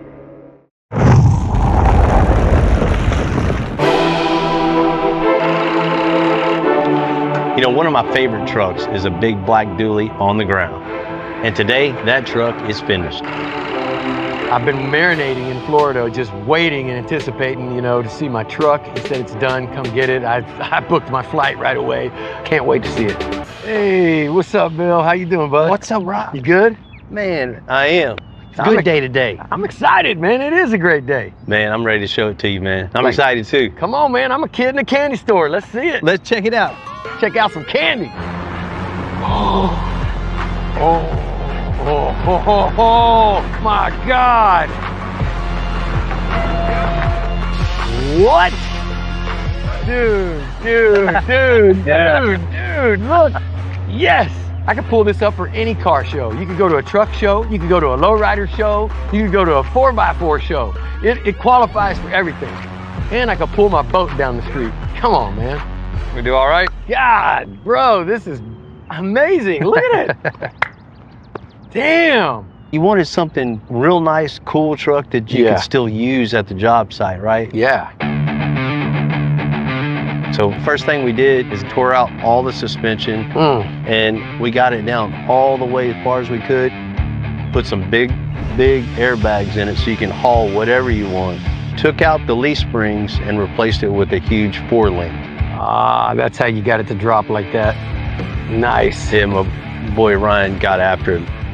We had to take 4 inches out of the rear end because the wheels were so wide they hung out outside of the bed sides. You had to cut the axle? Yeah. Took 2 inches out of each side. We even went as far as going into the bed. Had to. Bringing in the inner fender wells on the bed, re-bed lining the whole thing. It looks like we never even touched it. Whoa. Yeah. And it's still 4-wheel drive truck. I got it all show and it will go. I love it, man. I'm the king of the construction site right here. That's it, man. Everything looks factory and so clean. And to do that, it takes a lot of passion to really make it look like that. One of the biggest statements is getting rid of all that polished aluminum, chrome, and replacing it with that gold. It looks like it's almost glowing. That is a satin gold. It's brushed, sprayed the transparent candy gold over it, and then flat clear over that. And it really sets it off. I mean, this thing looks like Smokey and the Bandit coming down, And man, you see those 26-inch wheels and tires, Well, man. you see those. Absolutely. And man, you see, we had to top it off with them center caps. Boy, that's some icing on the cake right there, man. Look at that. That's butter. Rob, I know you wanted that logo on the inside too, so check this out. Woo. Even matches the stitching on the seats. Man, if you like your logo in here, yeah, we got something up front for you. There's Check. more? Yeah. Look at that grill. It's the first thing you see, man. That sets a whole attitude. Boom. I mean, the headlights too, man. So you even painted inside the lights here. We sent the headlights off to Oracle, and they did a little surprise for you too, man. They etched your logo down into the lens snap. itself. I like all the little details, like every little thing that just makes you go, wow. That's why I brought my truck here, man. These guys are innovative. They come up with really cool ideas. This is a one of a kind by far. Man, Rob, you wanted your logo, a couple spots, man, we had to hook you up with the hood. Unbelievable. That is not just paint, Rob. That's a light up paint. So it is true. Yeah. I saw something on TikTok. I didn't know if I should believe it or not, man. I was like, that ain't real. Man, a couple of guys from MIT come up with this paint process where you actually electrify it and it lights up. So it's actually hooked up to the 12 volt. Yep. Man, you got some space technology up in there. Come on now, that's crazy. Hey, turn off the lights and it glows. Ah! I'm from the 90s, bro. You gotta do that. We got one more thing for you. One more? Oh. Woo! Now you're talking my language. You wanted more power, so we had to throw a supercharger on the top of this thing. I know that Godzilla puts out about 450, something like that, so you should be getting kind of close to 800 now. I'm gonna clean the streets, look out. Rob, I can't wait to see and hear about you rolling in your 350 down in Beachfront Avenue. Everybody likes a truck like this. I'd just like to thank all the guys at the shop for once again coming through for me. So Rob, man, you liking it? I'm loving it, man. Ain't no liking, bro. Come on, you guys are awesome, man. I love what you do. Ryan, thank you, man. Yes, hey, sir. Thank you for putting your passion into it. Yes, hey, man, I appreciate you having the trust in it and bringing it all the way to Houston. I wouldn't trust anyone else, man. This is my dad's 1949 Ford. Does he know the truck's here? He does not. Oh, it's a total surprise, Total huh? surprise. It's cool to think this 49 Ford is a gift for Dad from his daughter. Once we get sheet metal on this will all tie in. It'll look real clean. We're going with aluminum and walnut. This will make it so that the bed will articulate up and down. These are the candy colors, right? Really gonna make that truck pop. Mirror finish. The new Coyote engine is gonna give this truck a lot more power. It's gonna start, right, Matt? Oh my God. I'm Bill Carlton. I built my first truck when I was 16. And ever since, me and my guys have been out here creating with our hands. Building the biggest, lowest, baddest custom trucks and cars in the game. People don't come here for what they need. They come here for what they want. This is Texas Metal. Well, I know you're here to get an update on something, but finally all that chrome showed up.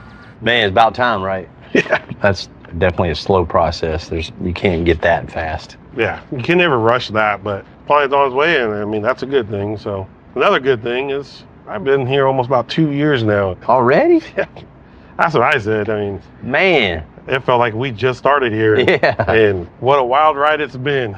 2 years, man. What's been your favorite build so far? Man, there's been a couple. The tanker truck we did last year, that was pretty awesome. You know, that was the first one I got, you know, thrown at the wolves with, and seeing that thing as big as it was coming in here, you guys doing that air ride suspension on it, and just really taking that truck over the top. But since then, there's been so many different builds. You know, I guess sitting right now that I really like that 53 tow truck. You know, that thing. Yeah. When that thing came in, I didn't know to get you guys tetanus shots or a new truck. I mean, but then what you guys did to that bed, that frame, I've never seen anything like that. You had any easy ones? I haven't had any easy ones. I don't think I ever had either. Speaking of the latest challenge, you know, the 49 Ford. Huge project. You know, this is one of those projects that I was kind of iffy of taking it in or not when it came in. As bad shape as it was, you know, sitting on the trailer out there. But getting it into the shop and getting it all tore apart, getting it blasted, getting it back, which was always kind of nervous. You don't know what you're going to end up with. Yeah, man, but it was in fairly decent shape. From that, building a new custom chassis, brand new suspension, and incorporated that independent rear suspension in with it. You know, first for us. That engine with that rear suspension, man, it's... Putting that Coyote in it, engine, trans, you know, it's going to be a good running truck too, man. You know, it's been a long project. Oh, I know, yeah. But, you know, we're in home stretch now. Building the bed floor, we still have to do that. Build running boards, paint and body. On this one, is going to be a candy paint. Has to be. That'll make it stand out. Definitely, Man. And then once that's all done, you know, of course, John's got to do his thing. That candy paint, chrome, John's interior. This might just be my favorite build, though. It's going to be beautiful trucks. I'll tell you what, one of the last things we need is wheels, and there's going to be a whole lot of other stuff, though, too, man, so get ready. Yeah, well, whatever it's going to take to get this through the finish line, man. Whatever parts and, you know, all that. Man, don't make us wait on you again.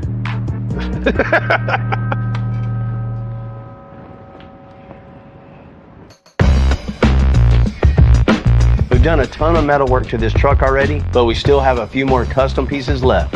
One of those is a custom running board that'll just go with the overall look of the truck.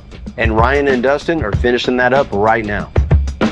So we got our running board this far, and now we got a real good idea of what it's going to look like and the route we want to go.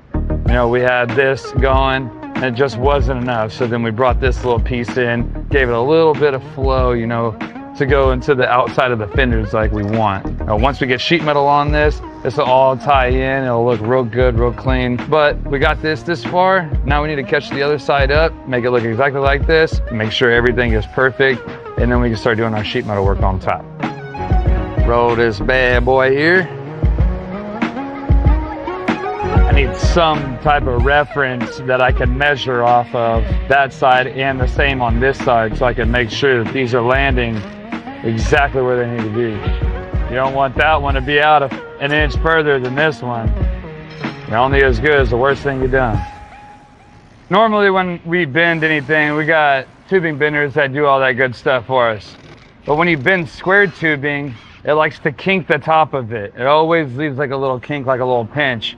And you gotta spend all the time either grinding it and then it gets paper thin, and it turns into a headache. It's a nightmare. So the best way to go about doing this, to put the bend that we want in this, is to pie cut it. So we're just gonna cut some slits in here. It's not gonna take a lot, and it'll give the perfect curvature of the side of the cab right there.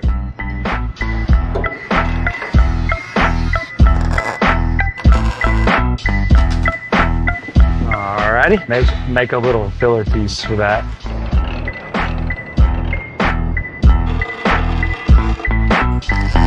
Instead of bending this and rolling this way and then having to roll it back, because that would have been really, really hard doing it to that piece. Or sheet metal will go all the way to here, you know what I mean? It'll all be one piece sheet metal, so you'll never know this was added on. It's just to give a little bit of character, a little bit more flow into the running board. And so once we cut all this off, behind here, that will bolt to the fender, and this will all be part of the running board here. This will be gone. All of that is gone.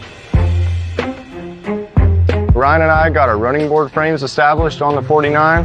Now we're gonna go ahead and go off sheet metal here. We're gonna take our sheets here, take them over to the brake, get them broke, take them to the truck, and then get them trimmed to fit our frame perfect for a nice reveal.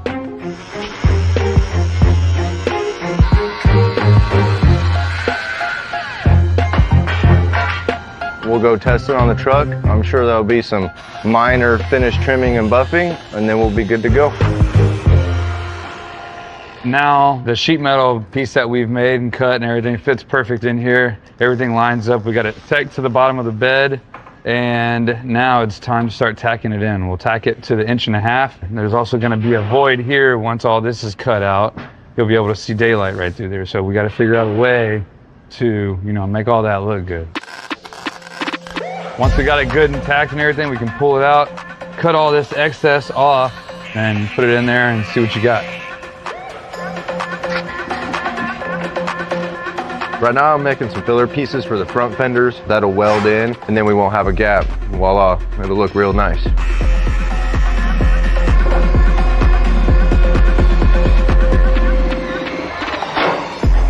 All right, so now Dustin and I have got the last pieces on for the running boards. One step closer to having all the fab work done on the truck too. So now we'll get on to the next step, which is, I don't know yet, but the next one.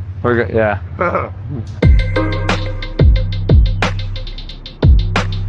I want to show off all the custom metal work on the 49 Ford. So we're going to make a bed floor that'll actuate up.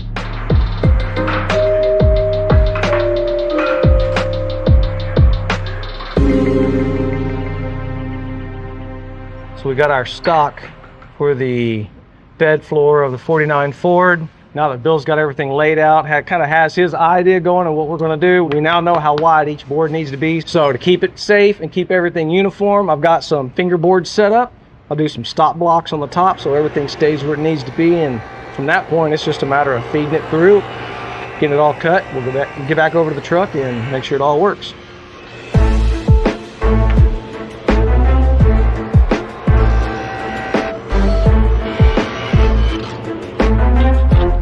We're going with aluminum and walnut to get it form and function, just like we like it around here. The aluminum is a great idea because it's lightweight and low maintenance, but it also gives a great look breaking up the walnut. And once Lewis stains it, it's going to look really, really good. All these aluminum channels and the woodwork, we're going to bolt all that together to make the bed. So I'm going to set this up here, clamp it down a little bit so it doesn't move, and then I'm going to mark in between so I know where I'm going to cut. I'm actually an upholstery man, but I own a machine shop. I do little parts on the side, so I do this for Bill. I've known him since he was like a kid. He came over to my shop one day, and I was building my shop, and he said, I can do this. And I said, sure you can, because he welded. Boy, he never stopped. He just kept growing and growing. Okay, I got these pieces marked out. I'm gonna head out and get them cut so we can get this pad put together.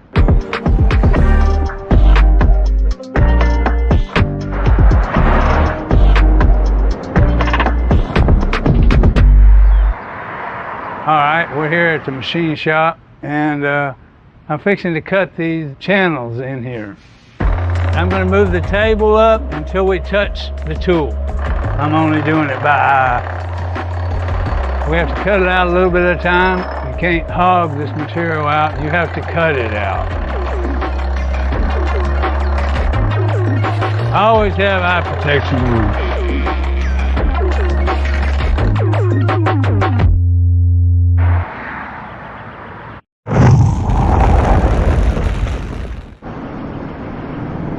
You know, when the 49 Ford came in, you know, that's one of those projects you really just shake your head going, oh my God, what am I getting myself into? A lot of the times when projects look way too far gone, that just opens up more possibilities for building more custom into the project. Pretty much I just need the basics to start with, like a decent cab. When the frame's a little tweaked, hey, even more reason to build a brand new one. When suspension rides like crap, we're gonna tear it out anyway. It's endless. It's whatever your brain can think of, whatever your skill set is, you can build that into a custom car. A lot of people start with a drawing. I'm gonna build this. Well, in my case, how I like to do it is just getting a feel for the project and just building on ideas as you go. I think in the end, you create a way more special, a way more unique vehicle if you build it along the way. A good example of that is the bed for the 49 Ford that we completely hand-built one piece at a time. And after a lot of work, John's finishing the floor right now. You know, it's been a lot of pieces to get here. We've got the aluminum slats that Joe made in the machine shop. I've done all the math, got everything figured out, got the wood pieces cut, everything fits in perfectly. So now the next step is to take and actually attach the wood to the aluminum. We'll put them back in the jig and work out getting these things bolted together. Oh, Cleve, you got 3 big bones now. You won't be able to see any of the fasteners. They're all going to be hidden bolted together from the inside. You know, it's gonna be a really nice look and really clean on the truck. So the key to this is gonna be keeping the wood nice and flush with the aluminum. Got my countersink in there so I can hide the hardware. Once I get one piece attached to the aluminum, I'll get another piece and just repeat the process 7 more times.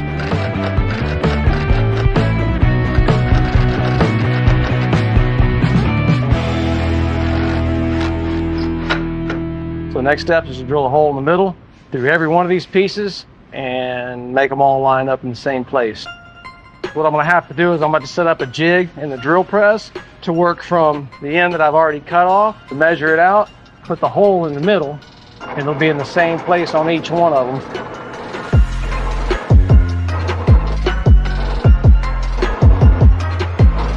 So I got all the middle holes drilled out. Everything's gonna line up. So the next step, lay it here on the table, get it squared up, and see if we can get our rod through it. This rod is gonna help sandwich the center of it together. Come on. Almost there. Go to your hole. Nice. I'm gonna set up some clamps, start pulling all this nice and tight, put a couple of bolts in it to hold the end caps on. That'll be on the bottom of the bed cover, so when it's closed, you won't see them. Joe made this piece for us here. He machined it down so it'll fit perfectly inside of these square tubes. And what that's gonna do is it's gonna support the ends and keep it from sagging.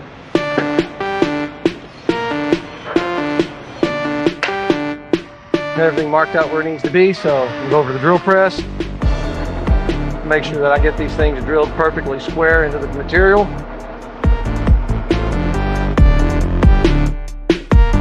That's one of the things about projects like this.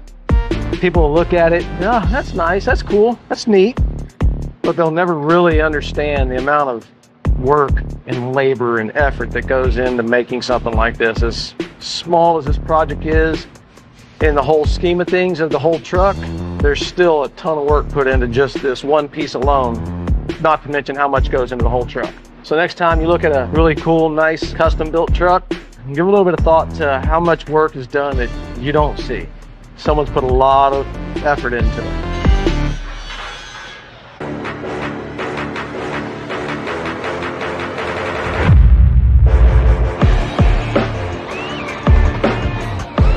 We got our hinges made for our truck bed on the 49 Ford. So we got them drilled, tapped, bolted down now. We'll go ahead and get it back on the truck and finish getting our hinges made.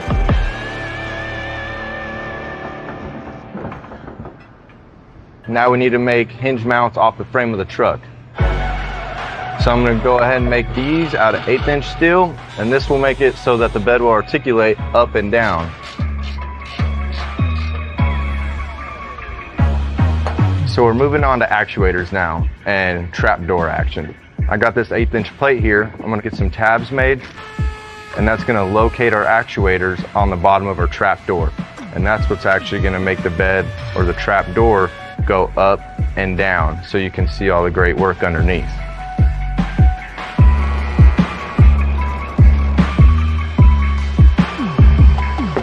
So we got our actuator mounts cut out, tacked up, and we got them installed on our trap door here.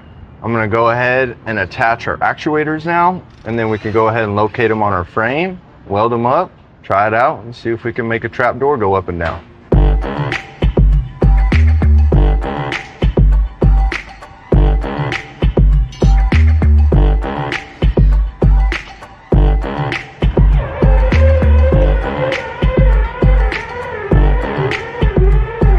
We got a trap door. You can see our awesome work underneath, see the awesome frame. Good to go.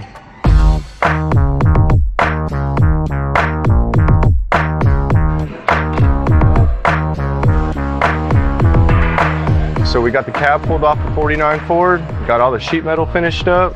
We got it over at the body shop now. Those guys are gonna work their magic on it. Yeah, you're pretty good right there. I got the chassis rolled in. Now it's time to disassemble this. We go all the way up and get it out of the way. Yeah. So I'm gonna get the motor pulled out, suspension pulled out, get everything disassembled, weld out what needs to be welded, then we'll get it shipped off to powder coat.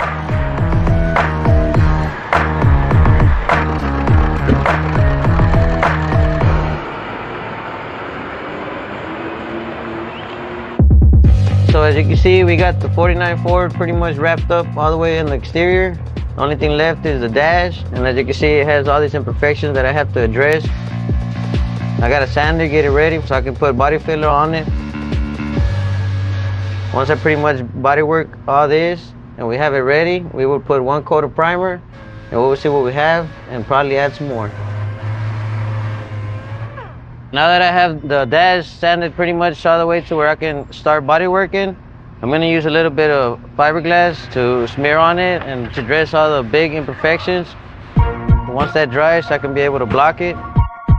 It's important to make sure that you wipe kind of following the contour of the metal. So by the time you start sanding and blocking, it shouldn't be too much of a hassle. Most people don't really focus on the inside, but once you're behind that steering wheel, you get to see all the details that this dash has. And once I get done with it, he's gonna be real happy with it.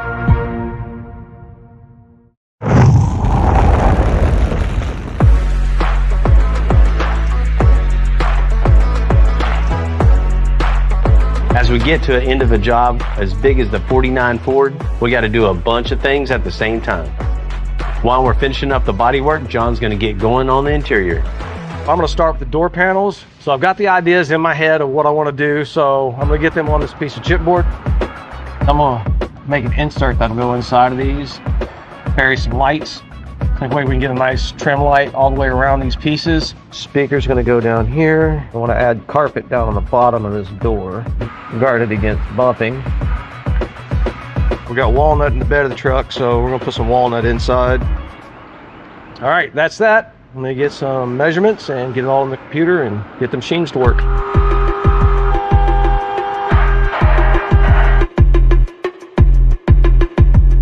So the router's done its part, made my pieces for me. So next step, a little bit of work on the router table.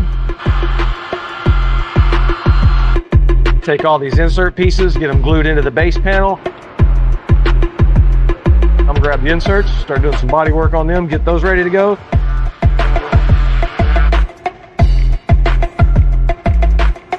So once these are done, the door panel will be ready and start some body work on that and just about done.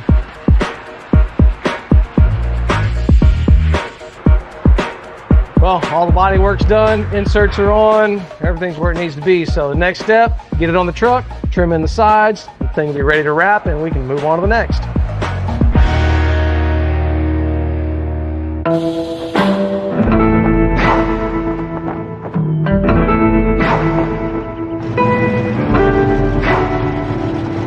One of the first things you notice on any vehicle is the color. I want this truck to really stand out, so we're gonna go with this special candy paint. And right now it's time to pick out that color. Jose, what's happening? What's up, Bill? The 49 Ford spray outs, huh? Spray outs, man. We finally got them dialed in. What do you think? These are the candy colors, right? The candy lemonade, yes, sir. So we got a 24 karat gold base, charcoal gray metallic base, and a black metallic base. So same candy color, just different base color. Same candy color, different base colors will give you a different effect. This one's just, man, I like it, but it's just a little too gold. For this truck. Yeah. I think for this 49 Ford, the darker is going to set it off. Oh, for sure, man. We'll go about 4 coats of metallic black base, 4 coats of candy lemonade, and then another 4 coats of clear, which is really going to make that truck pop because of the contours of the body line. That's what we need right there, but we need a whole lot of it. We got you. For sure, man. You need these? Nah, man. Go ahead and keep them. That's some target practice? Yeah. Go ahead, man. All right, man. All right, brother.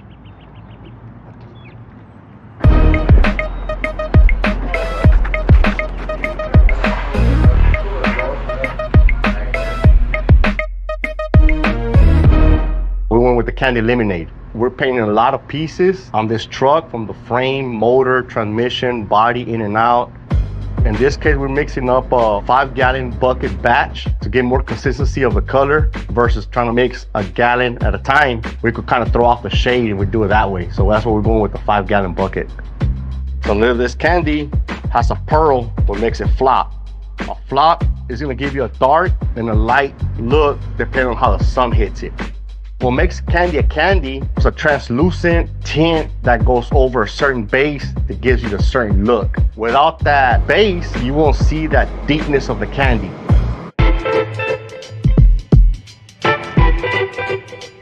got a quart of candy pearl base coat. We're gonna dump it in the gallon. So now we're gonna add a quart of reducer to the quart of candy pearl base coat. Now it's time to spray this motor, transmission, and frame.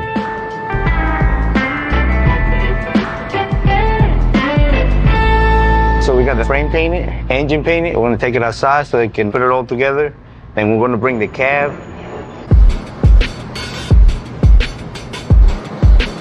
All right, so we got our black sealer on there, and we're gonna go ahead and hit it with our black base coat.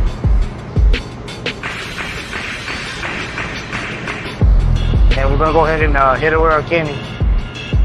Because we're gonna have to paint everything at once. So we can't do piece by piece, because being a candy, everything has to be the same so it can match. We can't mess up on this one, so everything has to be done at once. All right, so we got our 2 coats of candy. We're gonna let it dry, put it all back together, paint the whole truck at once. A candy paint job is a lot of work. A lot of going around the car, precision on your equipment, using the right material. Preps is key. If your vehicle is not prepped right, anything after that's gonna fail. So we got our clear coat on there. Everything's looking really good. We're gonna let it dry overnight, bring our last piece, which is the bed, and make it look good as the rest of the pieces.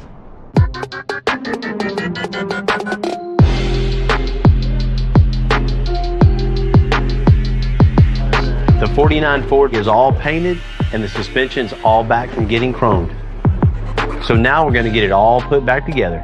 And the 49 Ford's gonna come out very, very nice.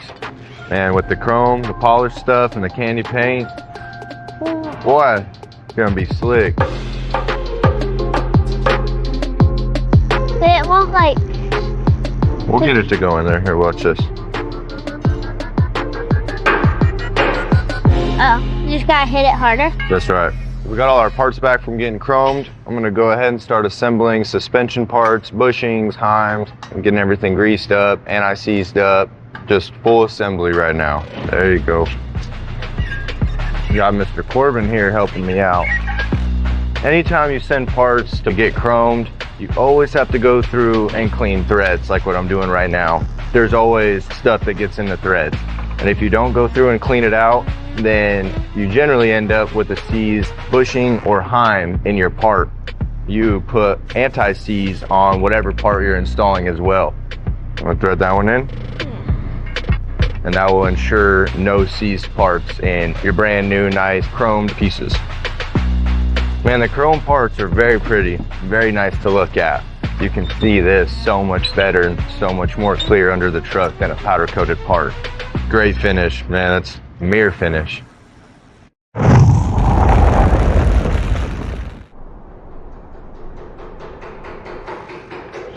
Every build around here has a story. It's cool to think this 49 Ford is a gift for Dad from his daughter. We're at the stage now where Matt's gonna wire it all up.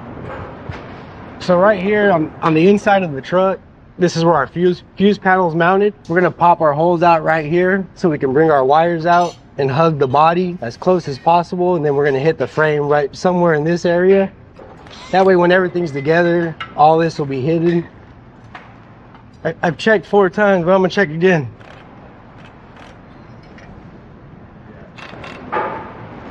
Definitely being extra careful. I mean, I got 1 shot to drill the right holes.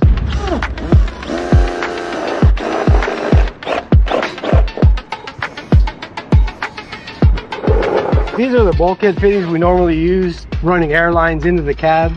You'd put this in there and push your air line in there. But this is the first time I've ever used these to run wires. But when Bill said we don't want to see no wires on the frame, no zip ties, forced me to figure something out. And I know this keeps a nice tight seal, keeps water out and stuff like that. So I figured why not run wires through it. Trying to keep it tight to the body, but still, I guess, symmetrical looking. So it looks like it belongs there and it wasn't an afterthought. We're gonna go ahead and drill them now.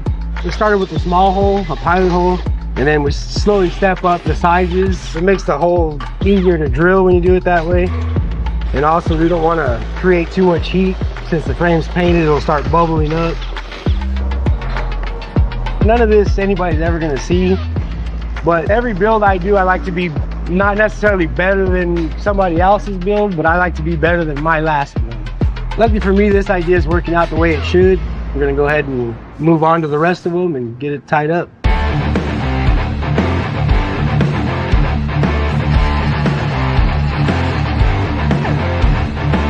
The last piece we have for the 49 Ford is the center console. We got room now for the 3P controller.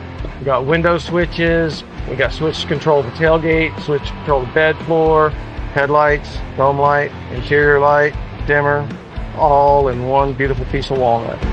We get those things sent over to Lewis, let Lewis do his magic on it, and we'll start building the console. I've got a collection of stains here, John. I'm just gonna try to make it work. Make something happen? Yes, sir. I think it'll work out. We're gonna apply our wiping stain, put some clear on it, and we'll be good to go.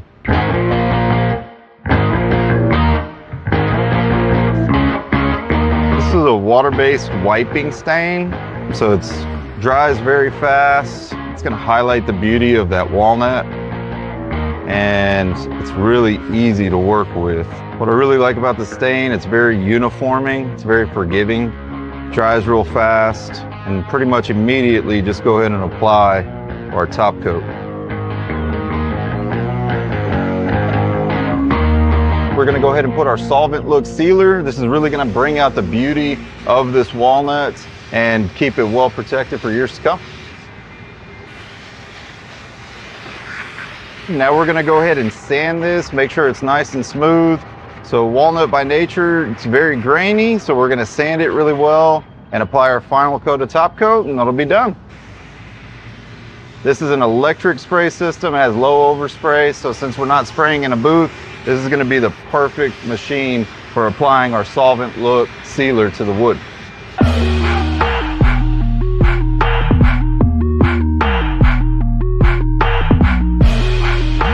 All right, all the pieces are done on the CNC, so now it's just time to put the puzzle together. Stack, stack, stack.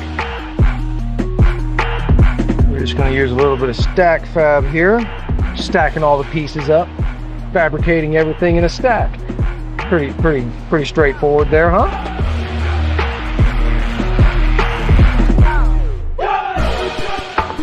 All right, so the first half of the console is in place, fits good, shapes look great.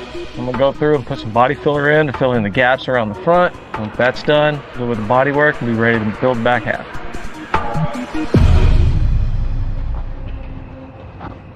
All right, so the top of the back half of the console is done and ready to go. So the next step, start building the sides, get it in place. A little bit more body work. Be ready to wrap it and we can kick it out the door. Anytime you're building a console, you want to keep in mind your designs, your shapes, make everything is kind of flows together. Something one-off, something different, something no one else has. All right, so the console from 49 Ford is done and done. Man, this thing looks great. I couldn't ask for it to look any better. So with that being said, I'm gonna go get it in the truck so we can get the truck out of the shop.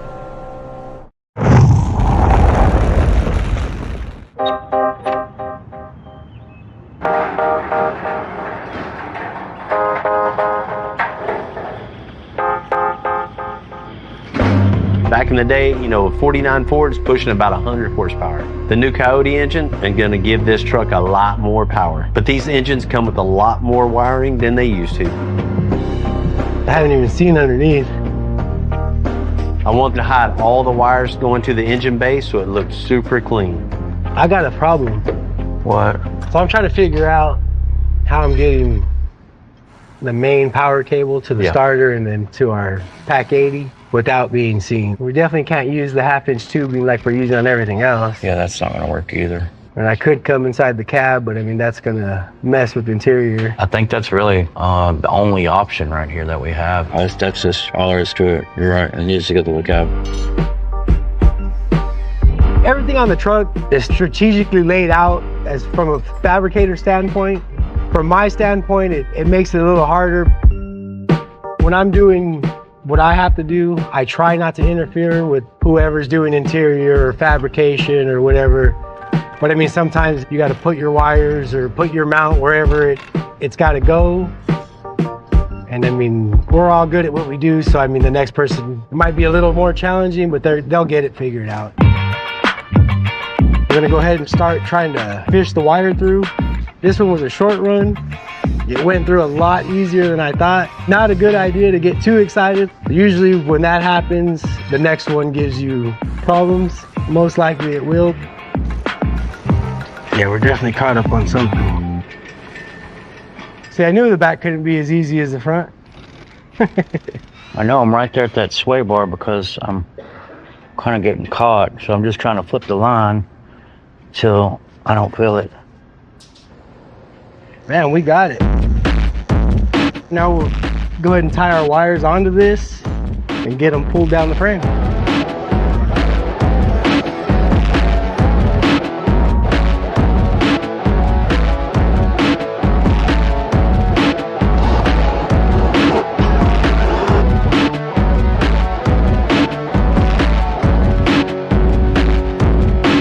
This factory harness that goes on the Coyote motor, one of the main plugs that goes to the ECM is in the front because that's where the computers mount factory.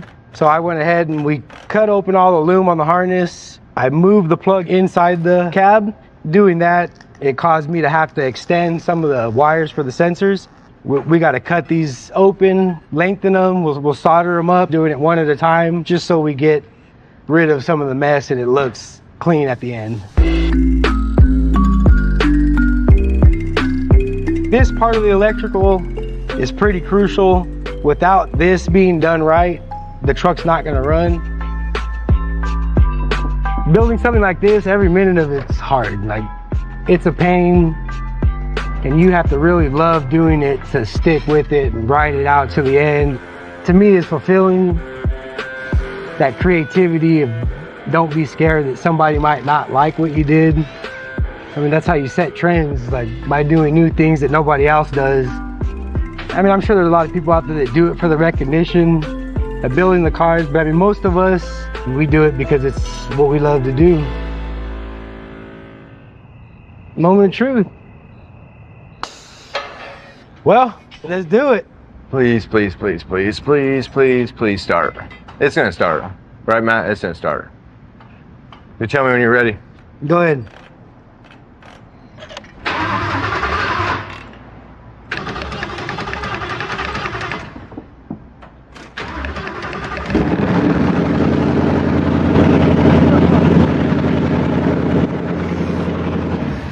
Let's go!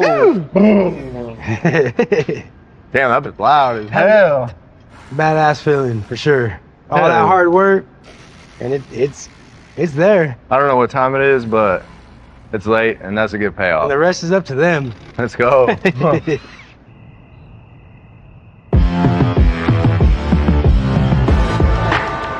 Every build we do is special to us, and the customer, of course. But this 49 Ford's maybe a little more because it's a gift.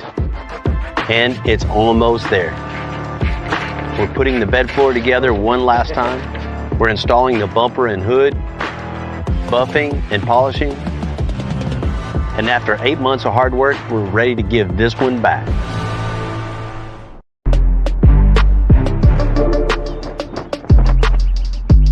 Once the vehicle is actually here, it's just an immediate rush of let's get this part, let's get these parts in. I have to be on my game to, make sure all the products here. Been doing this for, 15 plus years, working with cars, trucks, moving out here, doing the big move with my family. Didn't know what to expect. The first 2 years being here, man, it's been one of the wildest, craziest rides I've ever been on. I fit right in with everybody because they speak the language that I speak, custom trucks. When Bill and the guys get in the back and they start going, the end product is like no other. You wouldn't even know that that was the same vehicle that came in the first day. At the end of the day, you're making somebody's dream really become a reality. Oh, look at that. Oh my God. The detail and everything that the guys in the back have done to that truck, it makes you very proud to be a part of that.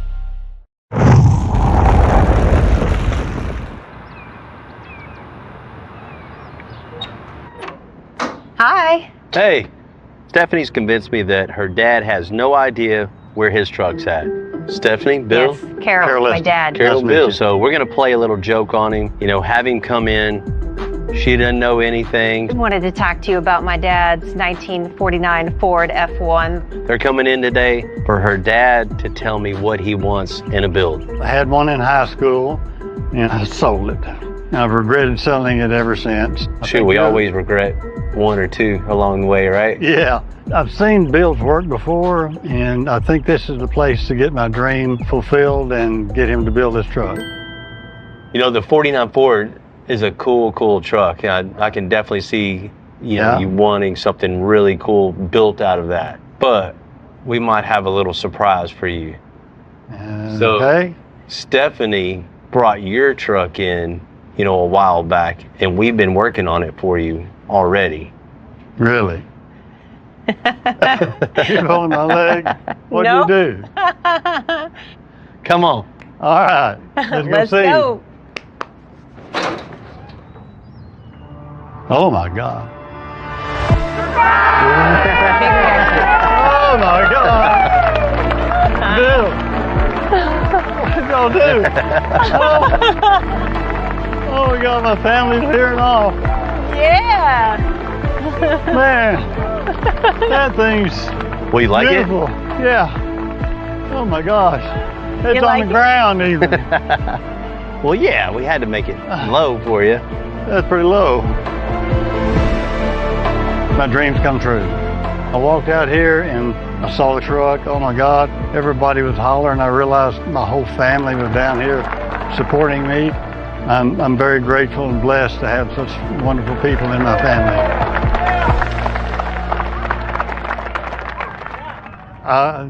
My gosh, my family was in on this. I can't even tell you how much that means to me. Y'all did good. You did good. Yeah, y'all did good. Fantastic. All y'all did good. It's beautiful. When she brought your truck in, I kind of really didn't want to tackle it. It was just so much work involved to take something like that and make it into something like this. But she talked me into it. It was a special project, especially for you. I had one in high school, and there's no way we could have done that in high school. There's so many things I see that I like and that somebody did work on. Every one of these guys got blood, sweat, and tears in it for sure. Did they have tetanus shots? Oh, yeah. We're all up to date. Up to date? Oh, I can't imagine how much time and hours that they've spent doing metal work on the truck. The bed, the fenders, the drip rail, all of the body seams welded and cut up. Unbelievable metal work. That color is crazy, man. It's so deep and it kind of flops when the sun's on it to black in the shadows and all. That's one of a kind right there. That's a candy pearl lemonade over a black base. You couldn't have picked a better color. Got me chrome. There's a little bit of chrome underneath. There's a little chrome on it. Okay. That's what we wanted. Everywhere you look is custom touches. Yeah. On it. You'll be hard pressed to find a 49 Ford like this anywhere on this planet. I would agree. Oh my God! Oh my! Oh, wow! Woo! Yeah, buddy! Oh my God! You see that 5.0 fits really good underneath the hood. Now, we had to make a whole lot of room, and while we're making a lot of room, we made a bunch of handmade panels to make it look even better under the hood. The inner fenders are all welded up. There's no seams in the bottom part of the front fenders. I don't have words. I mean, it's just fabulous. If you're liking that, I like some more that for you to check out. I like that. Golly. Wow. Nice. Very nice. Big transformation what was there. There wasn't anything there. I mean, your interior was missing the floor. We repaired all that, slicked it all out. John Burgess got busy in building everything you see in there pretty much. Holy Jesus. John did a fantastic job on that interior. The door panels, the seats, the carpet, the dash. That's just one of a kind interior. It's just cool. Wow. Oh my Lord. Just gets better and better. I think this is one of my favorite parts of the truck for sure. When you're behind it, you see those 22x12s with the big tires on it. The handmade bed kind of built to the suspension and the wheels and tires. What holds tailgate on? It's all actuated. Actuated. John, help me out. Wow, that's so cool. Oh, Lord. What? Oh, look at that. Wow. Bed floors all on actuators too, and you can see all that framework. Wow, wow, wow, wow. Wow. There's your independent rear suspension. It's beautiful. And you see that's all connected to a brand new chassis front to back. Every bit of the suspension in the front is all been handmade with air suspension, so you can raise and lower it and still have that nice comfortable ride also. It looks just as good looking at every angle from underneath as it does from the top. Wow, it's fabulous. You know, I always say it's not a one-man show. I mean, it takes everyone in the shop to work their ass off all day, every day to see projects like this to the finish line. So how do you think we did, man? Is this the truck you was hoping for? Yeah, it's everything I could have dreamed of or imagined, all in one package. Hey, thank you, baby. You're welcome. Love you. Love you too. Thank you, Bill. You're very welcome. Appreciate it. Thank you, guys. Y'all did great.